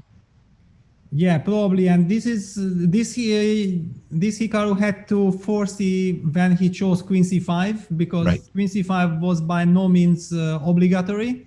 And we are going along this line, f take g7, but is this such an easy draw? Uh, that was my question for you. I don't know if it's such an easy draw. I was going to play rook f6, and after, for example, rook c7, I wanted to play rook d2, and I was trying to play for activity with the rooks. Yeah, and Hikaru did play the move rook f6. Yeah. Yeah, it's a nice. It shows class. It shows class. Well, in the immortal words of Elvis Presley, thank you very much. Welcome. I mean, okay, if I have too much respect for rook f6, I just gonna play rook e2 and say that this is a blitz game, and I understand it's draw, but maybe I can go g3, king g2. No, Magnus says I'm gonna go rook c7. And then after rook d2, then he's going to play g3. Wow, this is very interesting. Okay, that was not to be expected. That is for sure. So his idea is if you play rook f2, rook takes e6, and you don't have the automatic draw which you're showing, thanks to the rook on e6 defending the e2 square as well as attacking the e8 square. So Hikaru said, great, I'll just munch a pawn. Yeah, he took on b2, but then Magnus also took on a7 and rook f7. Yeah, this is the professional way, because you understood that finally this g7 pawn is way too powerful in some positions. But pawn is a pawn, but it looks very drawish. Yes, yes. So the way they reached this rook f7, king f7, rook e6, king g7, rook e7, king g6. Yeah. This definitely, it looks like it's heading for a draw, 2 versus 1 or 3 versus 2 in rook endings, most especially are drawn. And in this case, since the pawn is already on b4 and it's rather dangerous, if I'm able to maintain my control of the second rank, definitely this is the professional way of making a draw by Hikaru. I was about to say it was no rush to play b3, but this is absolutely rock solid safe. Don't be persuaded that there's any real chances here. I mean, Hikaru would have to make a howler, a move, a blunder of such great proportions that you could hear the cries in the next county. A howler. This is heading for a draw, Peter. Yeah, I mean, there is just nothing else than draw is imaginable here. Right. Of course, maybe Magnus will play a little bit because, okay, why not? Sure. The only weakness on h5, it was a little bit surprising for me that Hikaru chose this h5 plan a tempo. I mean, with the pawn on h6, you are also perfectly solid, but it also just signals confidence that, okay, I know that this is a dead draw. I don't care. And look at this. Hikaru is up 1.5. I mean, he's back to 1 minute 36 on the clock. And I think this is just question of time when they will call it a day. Yeah. While we're watching them go through the motions of this draw on rook and pawn endgame, I have this very nice story. I was playing a match against Vasil Ivanchuk. And the first game I was white, I had some advantage. He sensed the position called for transposing into a rook. I just caught myself, Peter, because, okay, I was about to say there's rook h6 coming. And we ended up in a rook and pawn endgame, rook and 4 pawns versus rook and 3. The game was a draw. In the second game as black, I sacrificed a rook. Somehow I got the initiative. I was rook and 4 versus rook and 3.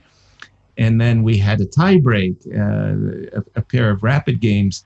And I said to Vasily Ivanchuk, I said, Vasil, if I get rook and 4 versus rook and 3, I'm claiming a draw by 3 match game repetition.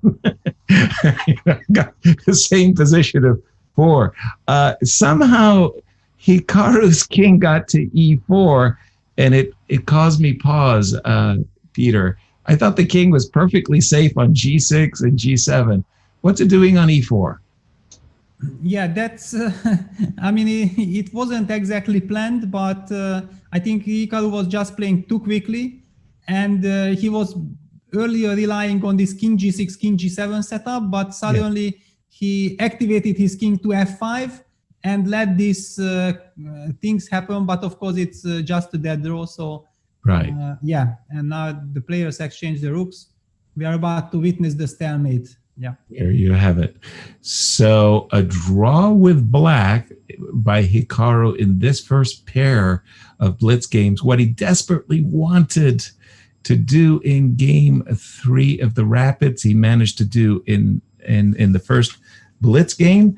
And as Tanya mentioned, coming into these blitz games, should the next game be drawn, we'll play one Armageddon, and Magnus will have the choice of which color he would like for the Armageddon. Overall, your take of this, your overall sense of this blitz game, Peter?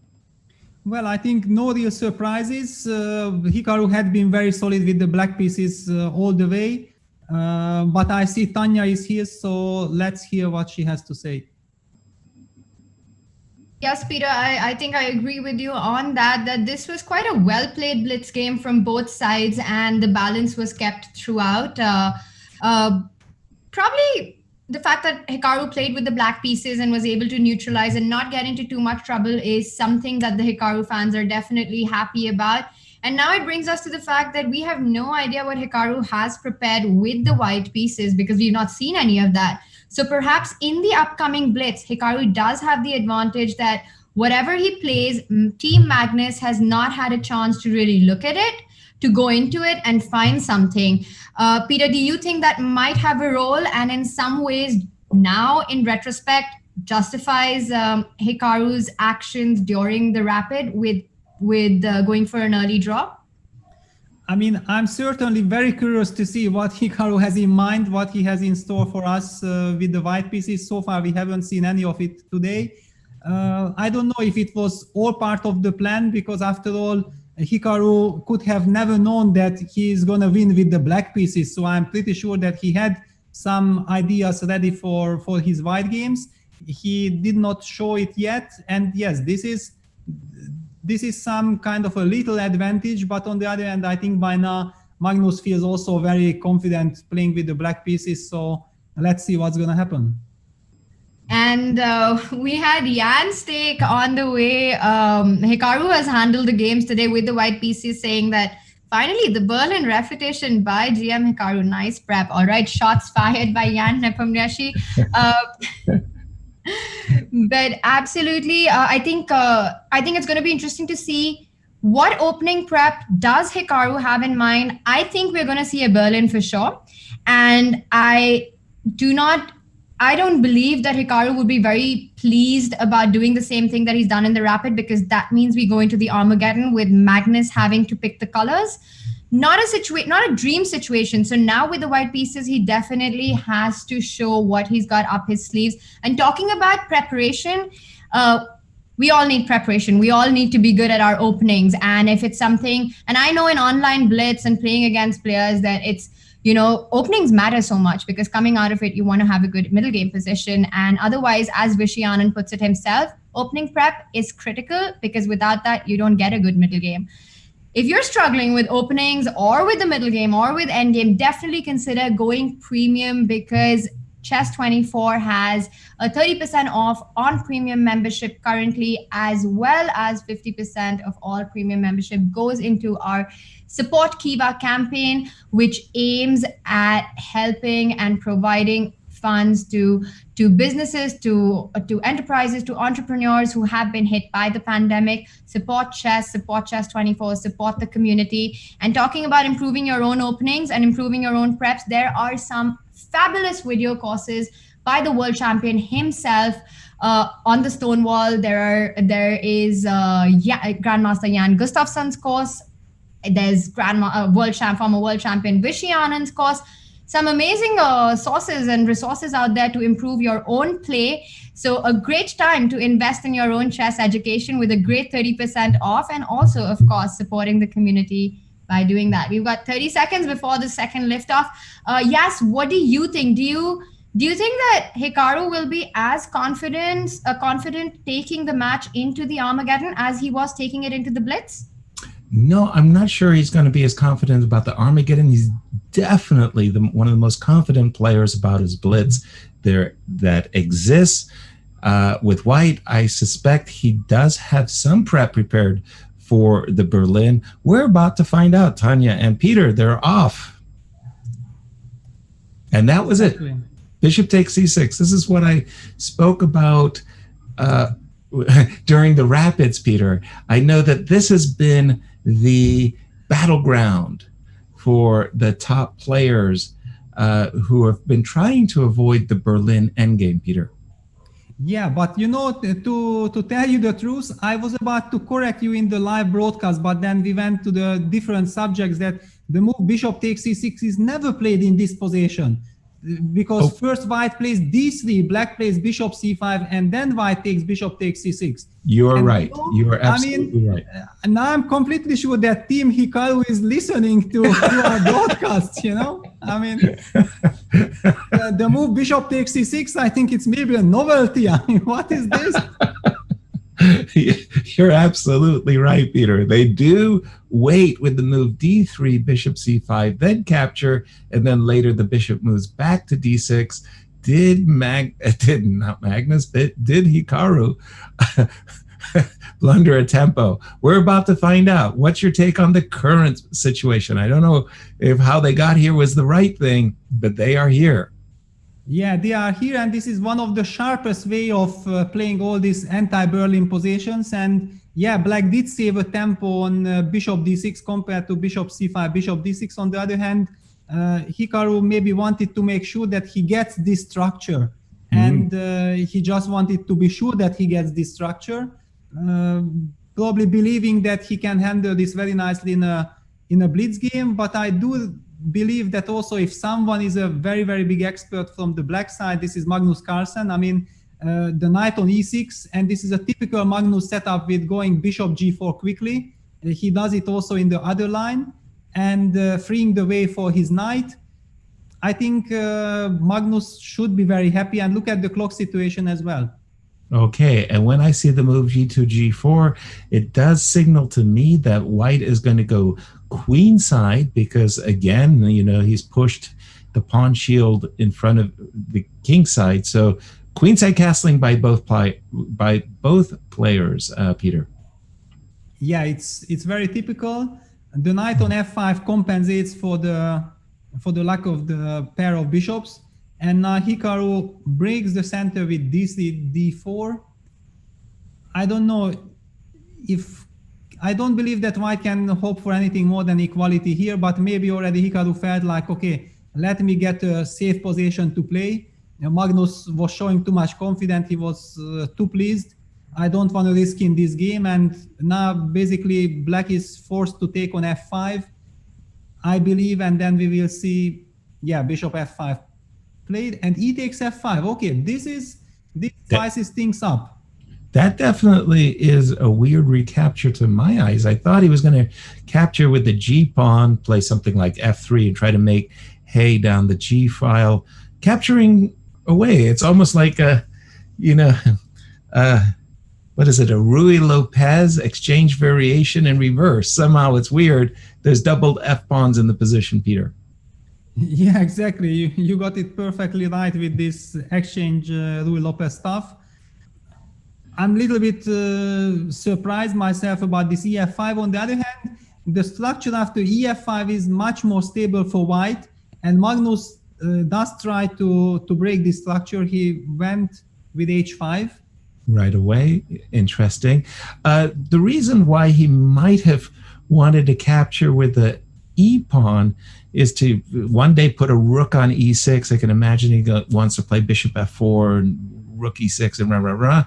Having said that, he immediately doubled on the D file, did Hikaru. So scratch that as a reason. But this move does invite rook E4, Peter.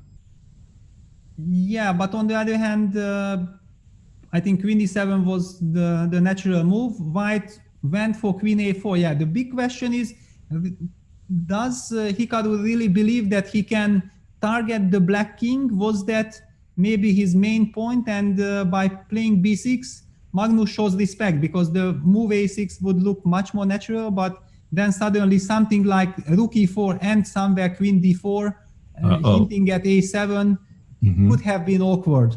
Exactly. So we do have b6, and that move does invite queen c6. I don't know. Are things getting tricky or not? Maybe. Well, he did play queen c6. I was about to say, should we fall back on the rook e4 idea to try to plant the rook on e6? No, Hikaru's happy putting his queen on c6. To my mind, Peter, that queen is just too strong. It's got to go. Queen e8. Yeah, queen e8 is the very natural move. I mean, you can't really tolerate this queen on c6 for too long. On the other hand, after queen e8, yeah, no, Magnus played bishop e5. Wow, this is very nice judgment, because after rook d7, there is some takes queen before counterplay on the b2 pawn. Right. So if white goes rook d7, black can just take and ignore it. And since c7 is protected, I have to play bishop c1, and I am hanging the pawn on g4 in this particular variation. Doesn't look like rook d7's playable, Peter. No, it actually happened. So we I'm sorry, it happened. Yeah. Oh. Oops. Okay. Well, Hikaru's squinting. He appears to be looking into the position, but I don't see what's attractive about this position to him. Peter, help me out. I'm looking at two pawns hanging, b2 and g4, and I'm not liking it for Hikaru. Yeah, that's true. On the other hand, I mean, maybe Hikaru was fooled by the illusion that the rook on d7 and queen c6 seemed to be so powerful, attacking black king, hitting at c7 pawn. But this bishop on e5 is doing incredible job protecting the c7 pawn and also targeting b2. And wow. Yeah.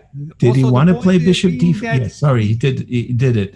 I wanted to ask you, did he want to play bishop d2? Bishop d4? Yes, he did, and he has played it, Peter. Yeah, he played bishop d4, and this is ultra sharp. Because he's allowing queen e1 check.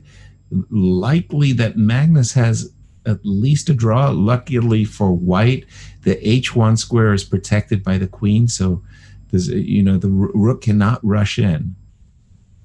Yeah, but somehow one has the feeling that something is loose with white's position. Magnus played the move bishop d6. Bishop d6. Wow, this is a nice move, because the queen still protects d6, so you cannot sacrifice it. I target the bishop on d4. Exactly. And I don't know, Hikaru played the move queen e4 and queen a4. Oh, this is a blunder.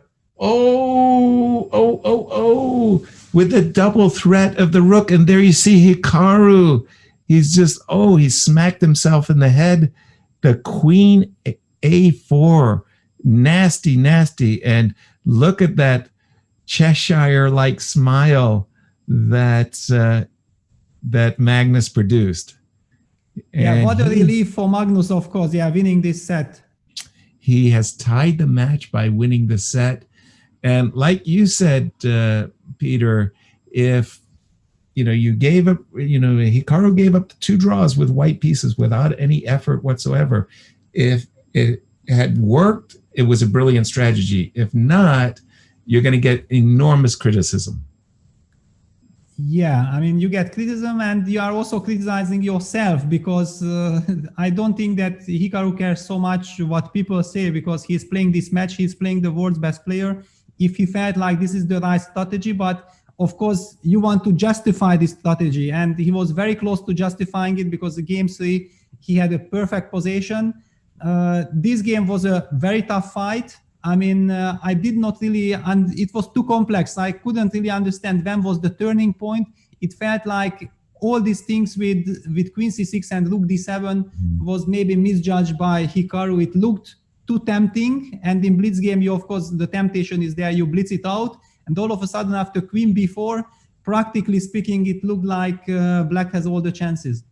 Exactly. If you go back to that position for just a moment, before queen b4 was played, this was in a sense, if you just go back just a little bit, Peter, this is such a tempting trap. You know, you invite your opponent to play rook d7, dominating the 7th rank, and then queen b4. It seems almost like a breakaway goal in football. Tanya, what a turnaround, and what a break for Magnus. What a break, and we do have the world champion with us. Magnus, congratulations. Yeah, thank you. That entire set had us on the edge of our seats. First, tell us your first thoughts getting out of this with queen a4 in the end. Yeah, that was a pleasant feeling. Apart from that, obviously the first game was a disaster, and in the third game I was probably more or less lost at some point. So obviously I needed some breaks to get back in the match. Magnus, we're going to ask you about the critical moments in the game, but also after a very difficult set 1, coming into today, what were the adjustments that you made? Well, first of all, I decided to play a lot more solidly with black. I thought that would be sensible. Magnus, can you adjust your mic? Because there's a little bit, can't hear you. Yeah, okay. No, as I said, I tried to play a bit more solidly as white, as black, but I suppose, I suppose the opening choice in the first game today, and probably also the third,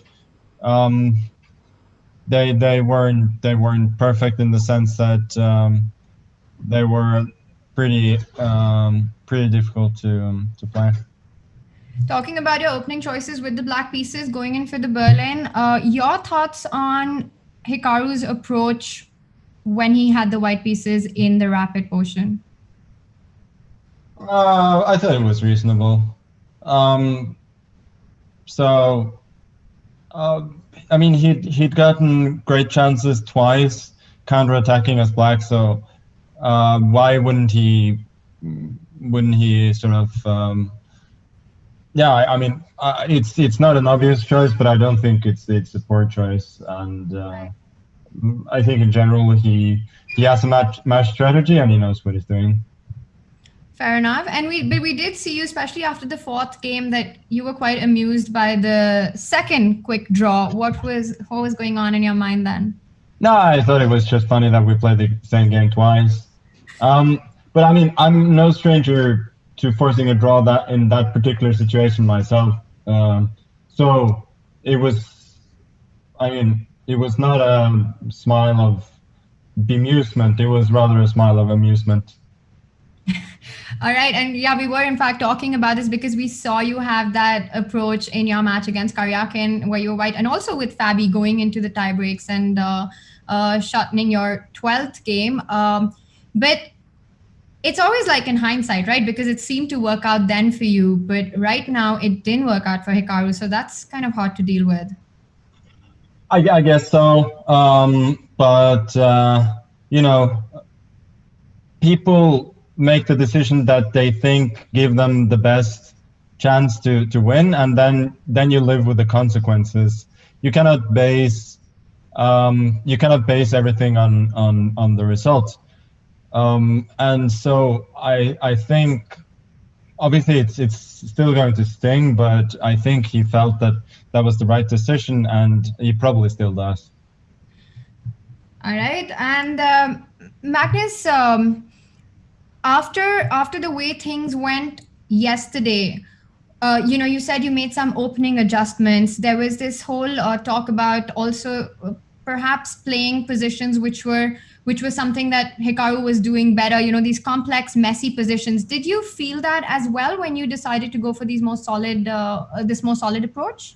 No, but the thing is, in the very first white game, I went for something very messy, and he outplayed me and I lost. So I didn't make that big an adjustment. So I think, I mean, I'm trying to play good chess. I just, I don't know. I think you got to be able to do both, play complicated positions and more solid ones. It was just that probably the one I had in the first game was a little bit too difficult to figure out over the board. Right, and with that, do you have a little more time to just go through some critical moments with Peter and Yas? Because we were just absolutely amazed at the games that happened. If you could just show us some of the lines. Yeah, sure, I can do that. Yes, Peter, Yeah. you have questions about the game? Well, let me jump in right away. And just first of all, congratulations, Magnus, for tying up the match. I wanted to draw your attention to something that Tanya showed us, which was really remarkable. I'm sure your team is going to show it to you well. Peter, if you could show in the game that Magnus lost that he actually had a perpetual.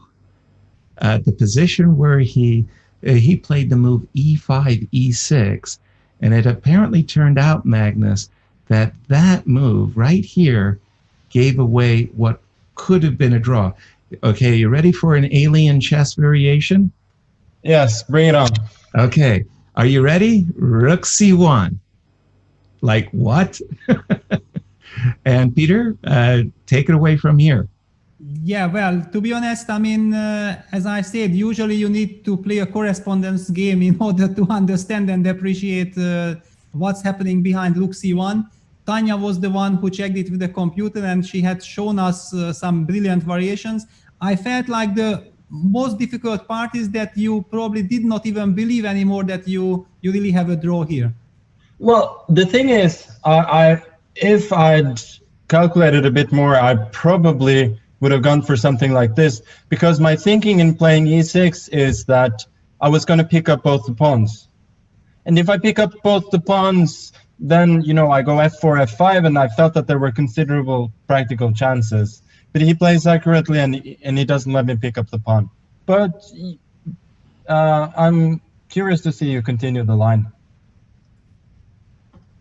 After Rook c1, one of the main lines had been b2.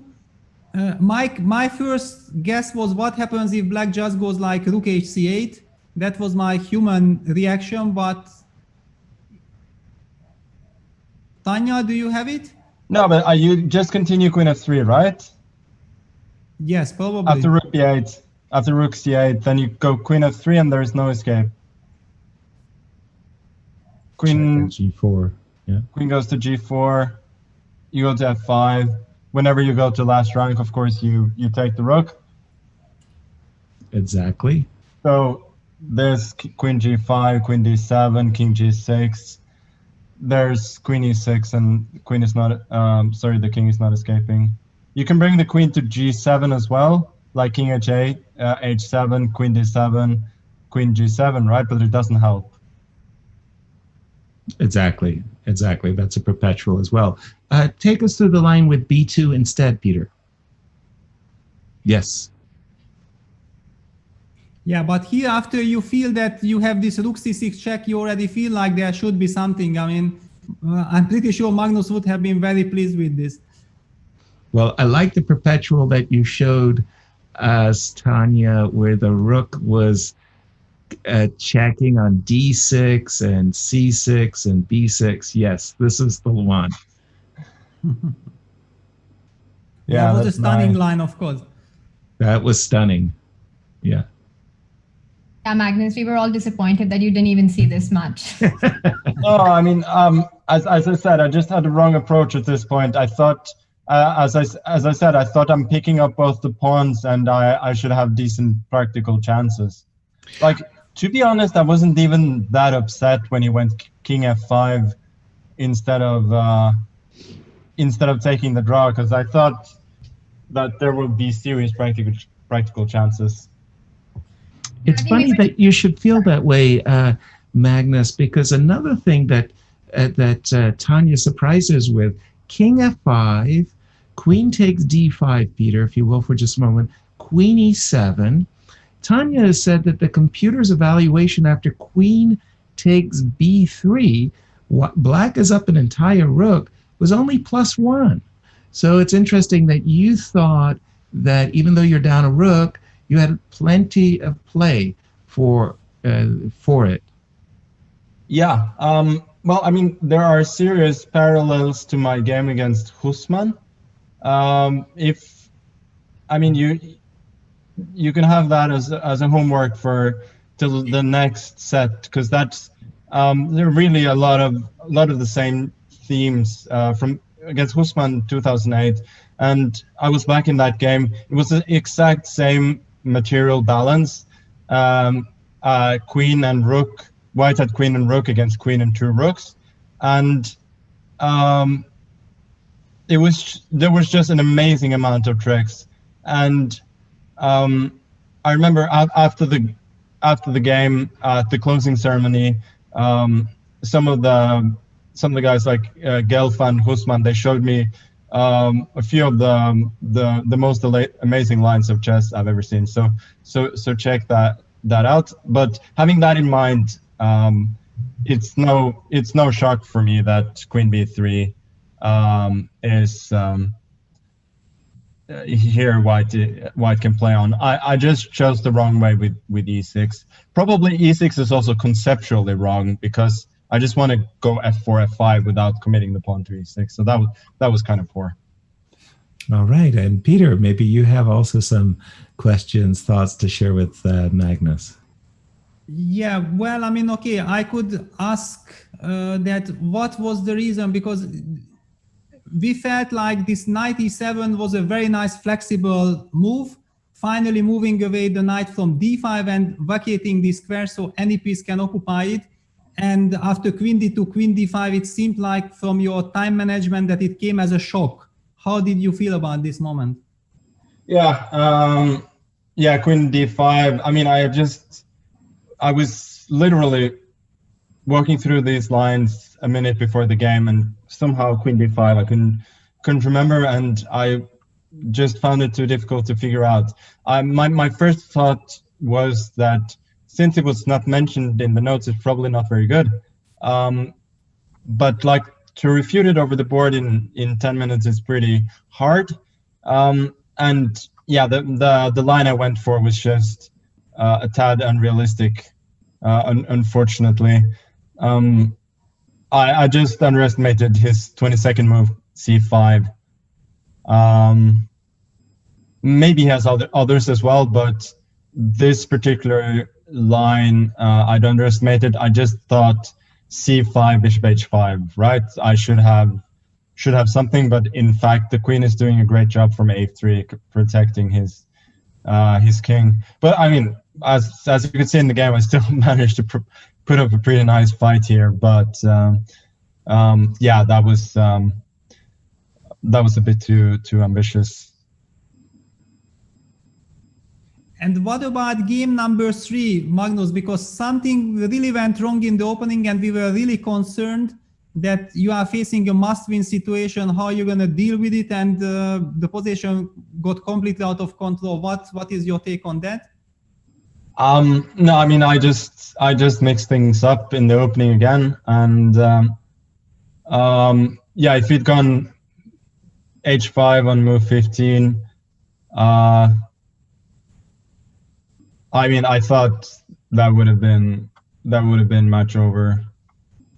It was Yasser's move. I mean, Yasser was asking me, "What do you do, Peter, against h5?" I told me, "Don't ask me this question." Yeah, I mean, I thought I was completely lost after this move. So that was yeah, I definitely messed up before that. But the thing is, like, after bishop g4, d4, I was already feeling a whole lot better. Now it's a real fight, and after he goes bishop e4 takes, already my practical chances are excellent. Since, I mean, there's quite a transformation that's happened in a few moves. Now all my pieces are playing, and I have an initiative. I managed finally to give up the D pawn, which I so desperately wanted to get rid of, and it's all good. All right. And one thing about this last Blitz game, because during the broadcast, when you first time played the move knight f6, Yasser mentioned the move that there is this concept of taking bishop takes c6 and then playing d3, and everything went so quickly I couldn't tell Yasser that, sorry Yasser, it's supposed to be first d3 and bishop c5, bishop takes c6. So what did you think about facing bishop takes c6 in the Blitz game? Yeah, I think he was designed to confuse, but I mean, realistically, the positions are not going to be that different. So if he's playing for some concept instead of concrete lines, I guess it doesn't matter that much. And to be fair, I think he got a somewhat better position at some point anyway, so it wasn't. But I wouldn't necessarily recommend it for classical. Okay, thank you, Magnus. I will hand it back to Tanya and Yasser.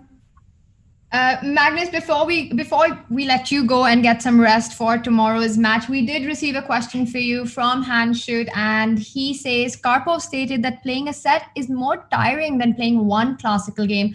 Do you agree? What is more exhausting, a best of 7 or straight classical days? And because I think this is an important question because we've been discussing mental fatigue a lot at the very end of the tour. What's your take on this?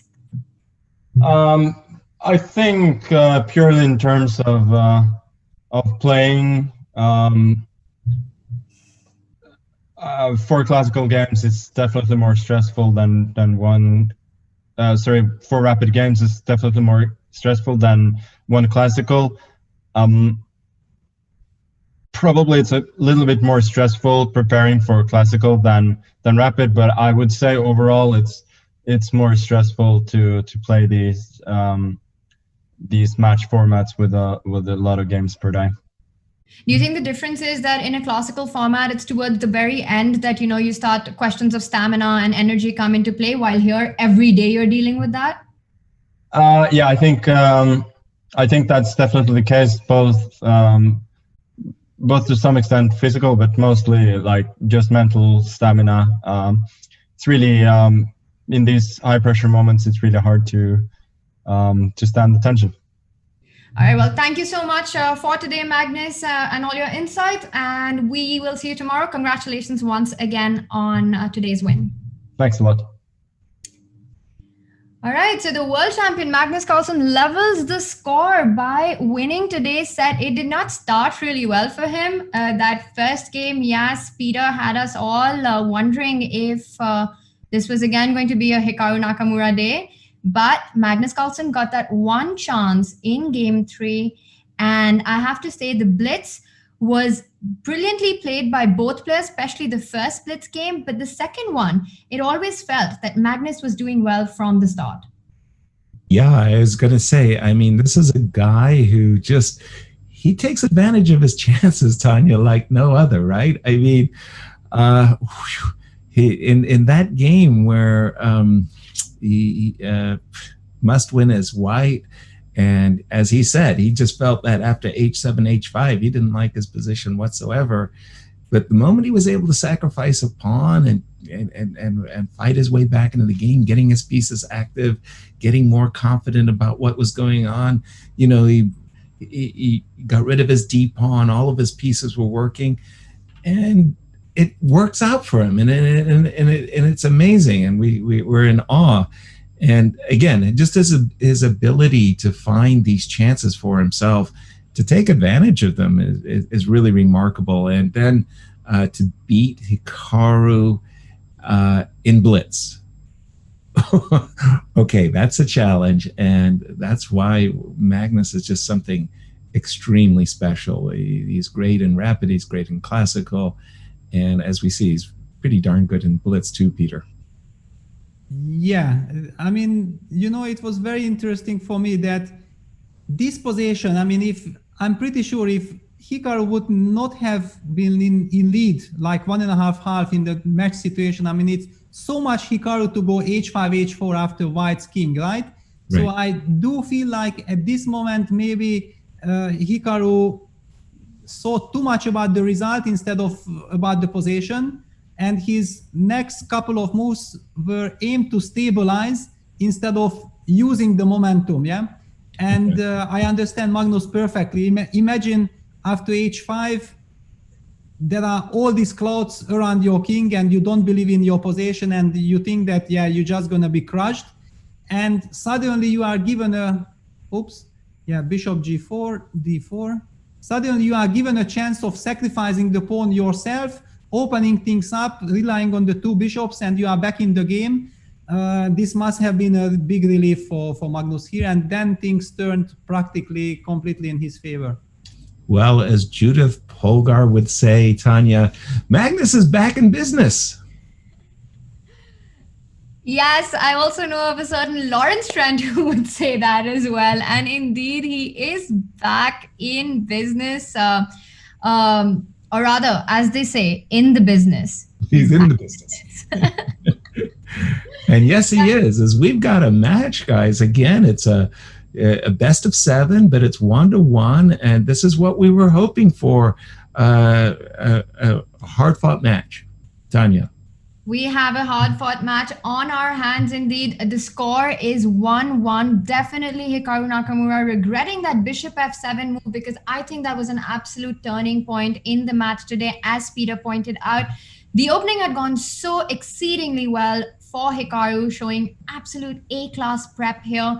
Fast on the clock, everything under control, and then just one inaccuracy. And like you said, Yas, that's all that Magnus needs. I cannot wait for tomorrow. It's been an inspiring day seeing all this chess action that we've had. And of course, if you are inspired by all the chess action that you're seeing in this $300,000 Magnus Carlsen Chess Tour benefiting Kiva final, the entire prize fund, in fact, it's been, it's by Chess24. And as you can see, the winner takes $140,000, while the loser of this final is going to go back with 80,000. Ding Liren and Daniel Dubov had to settle for 40K. It's been an amazing tour with so much prize money to fight for. Clearly, the players are bringing their A game on. They're not holding back on prep. This is the biggest prize fund online event, the strongest online event of 2020. And it's all been done by Chess24.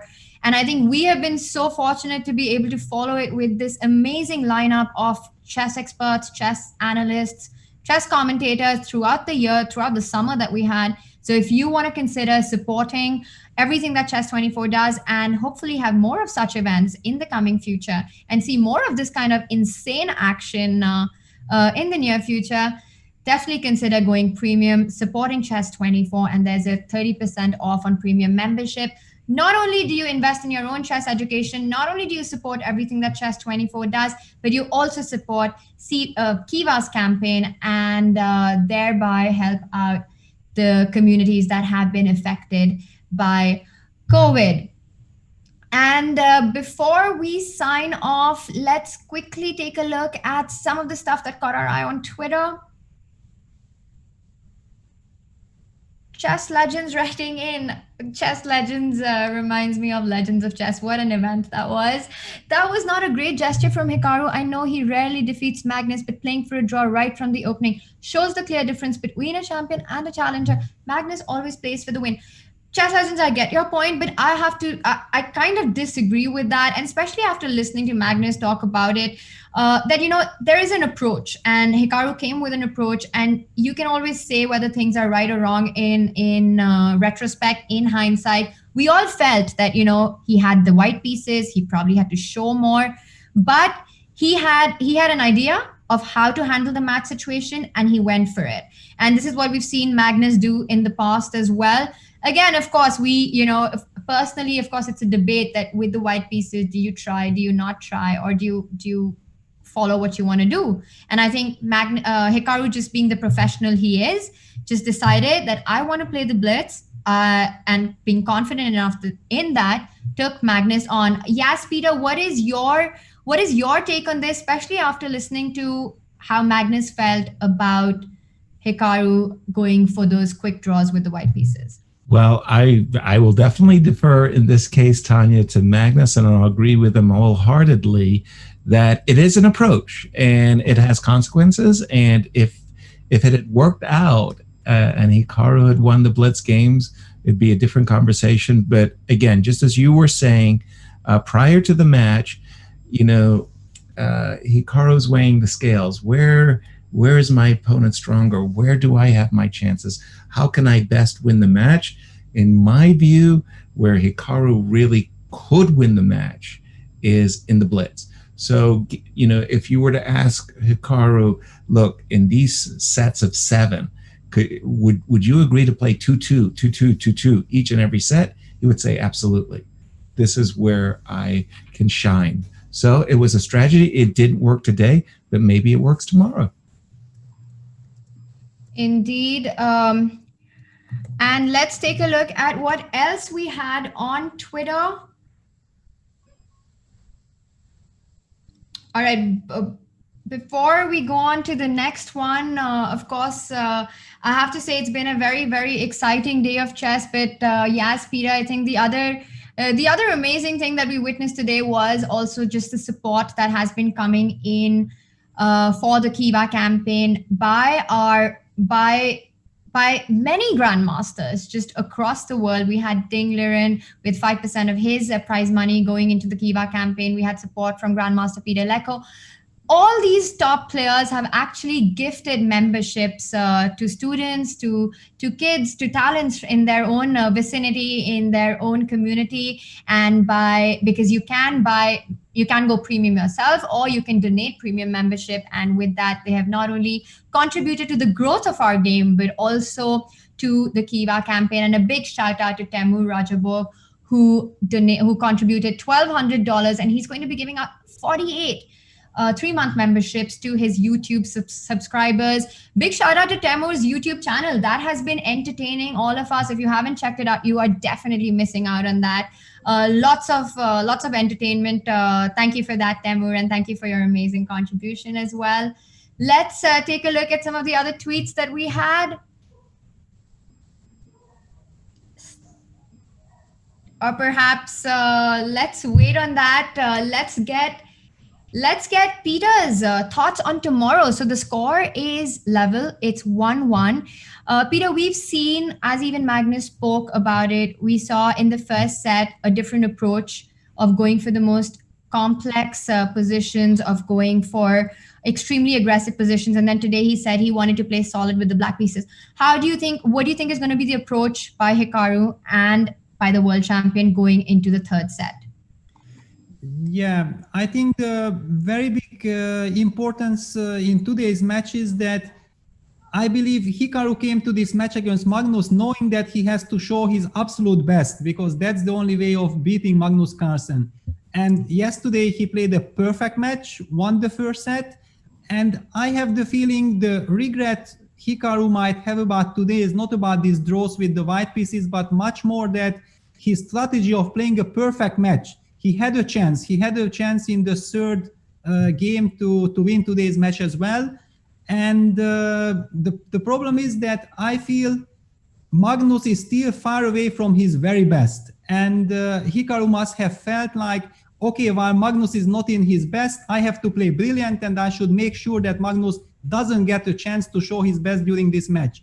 But after winning this second set, I believe that maybe exactly this was needed for Magnus to turn the tables and calm down completely, just focus on his game, somehow understand exactly how he should be treating this fight against Hikaru, because Hikaru had been an incredibly unpleasant opponent in these first 2 sets for Magnus, but slowly maybe the initiative might be shifting toward Magnus thanks to this important victory today.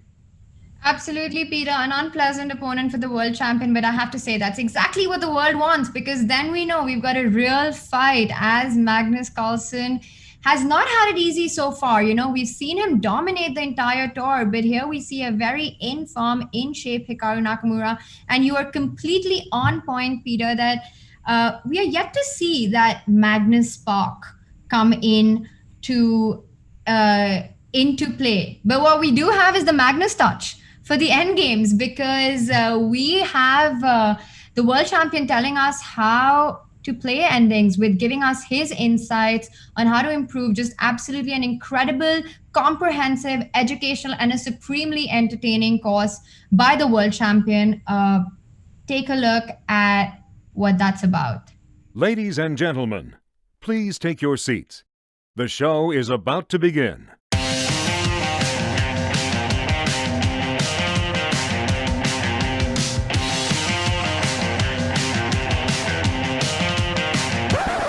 And you still seem kind of upset about that inaccuracy many years later. Yeah, which is why whenever this game is brought up, I'm like, ugh.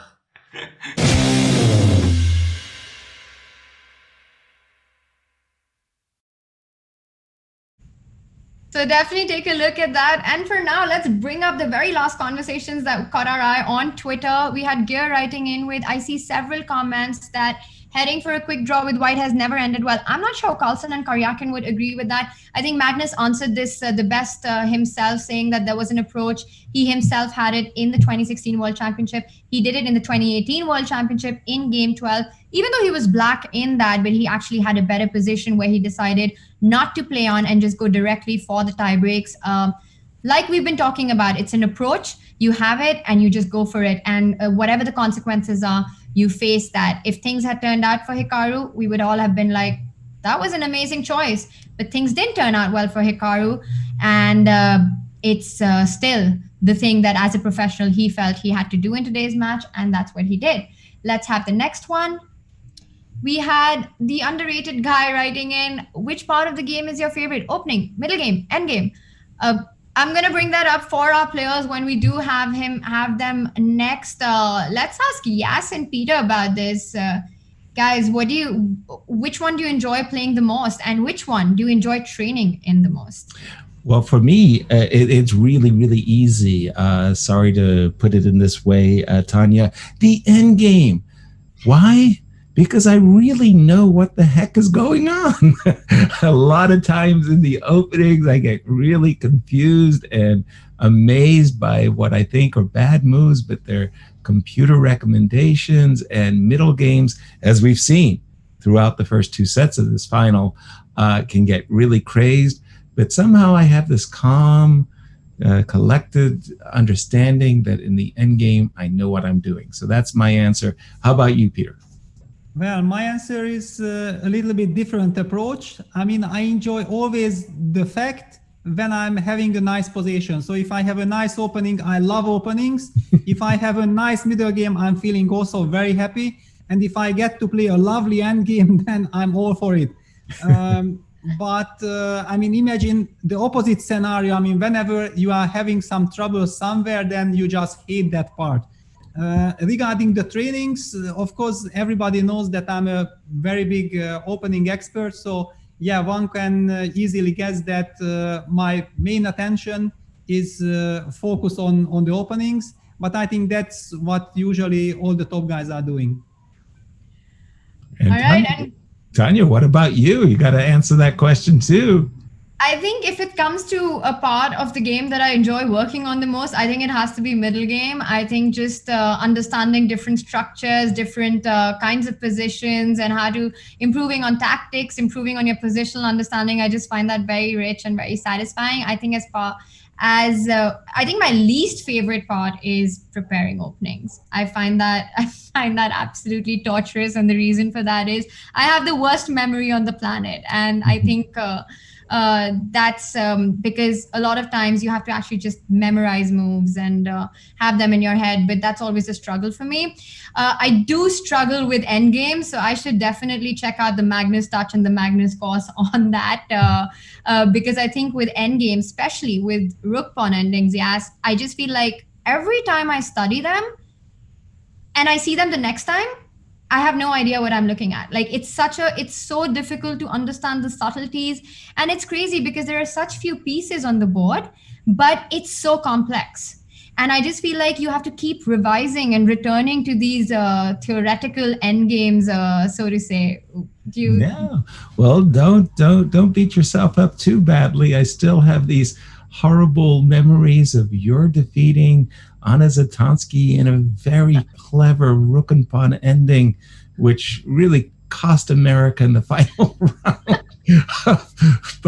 Baku. So I'm still overcoming it. You know, like I'm traumatized by your victory in that final. The Olympiad, the 2016 Olympiad. Oh my God! This any reference to Olympiads and over the board chess these days just makes me so emotional about getting back to playing over the board. But for now, we have all the online action, and we'll be back tomorrow with set 3. It's good night from me to all of you. Thank you, Yas. Thank you, Peter. We'll see you tomorrow. Thank you all. Good night, everyone. Yeah, thank you. Bye-bye. Ladies and gentlemen, please take your seats. The show is about to begin.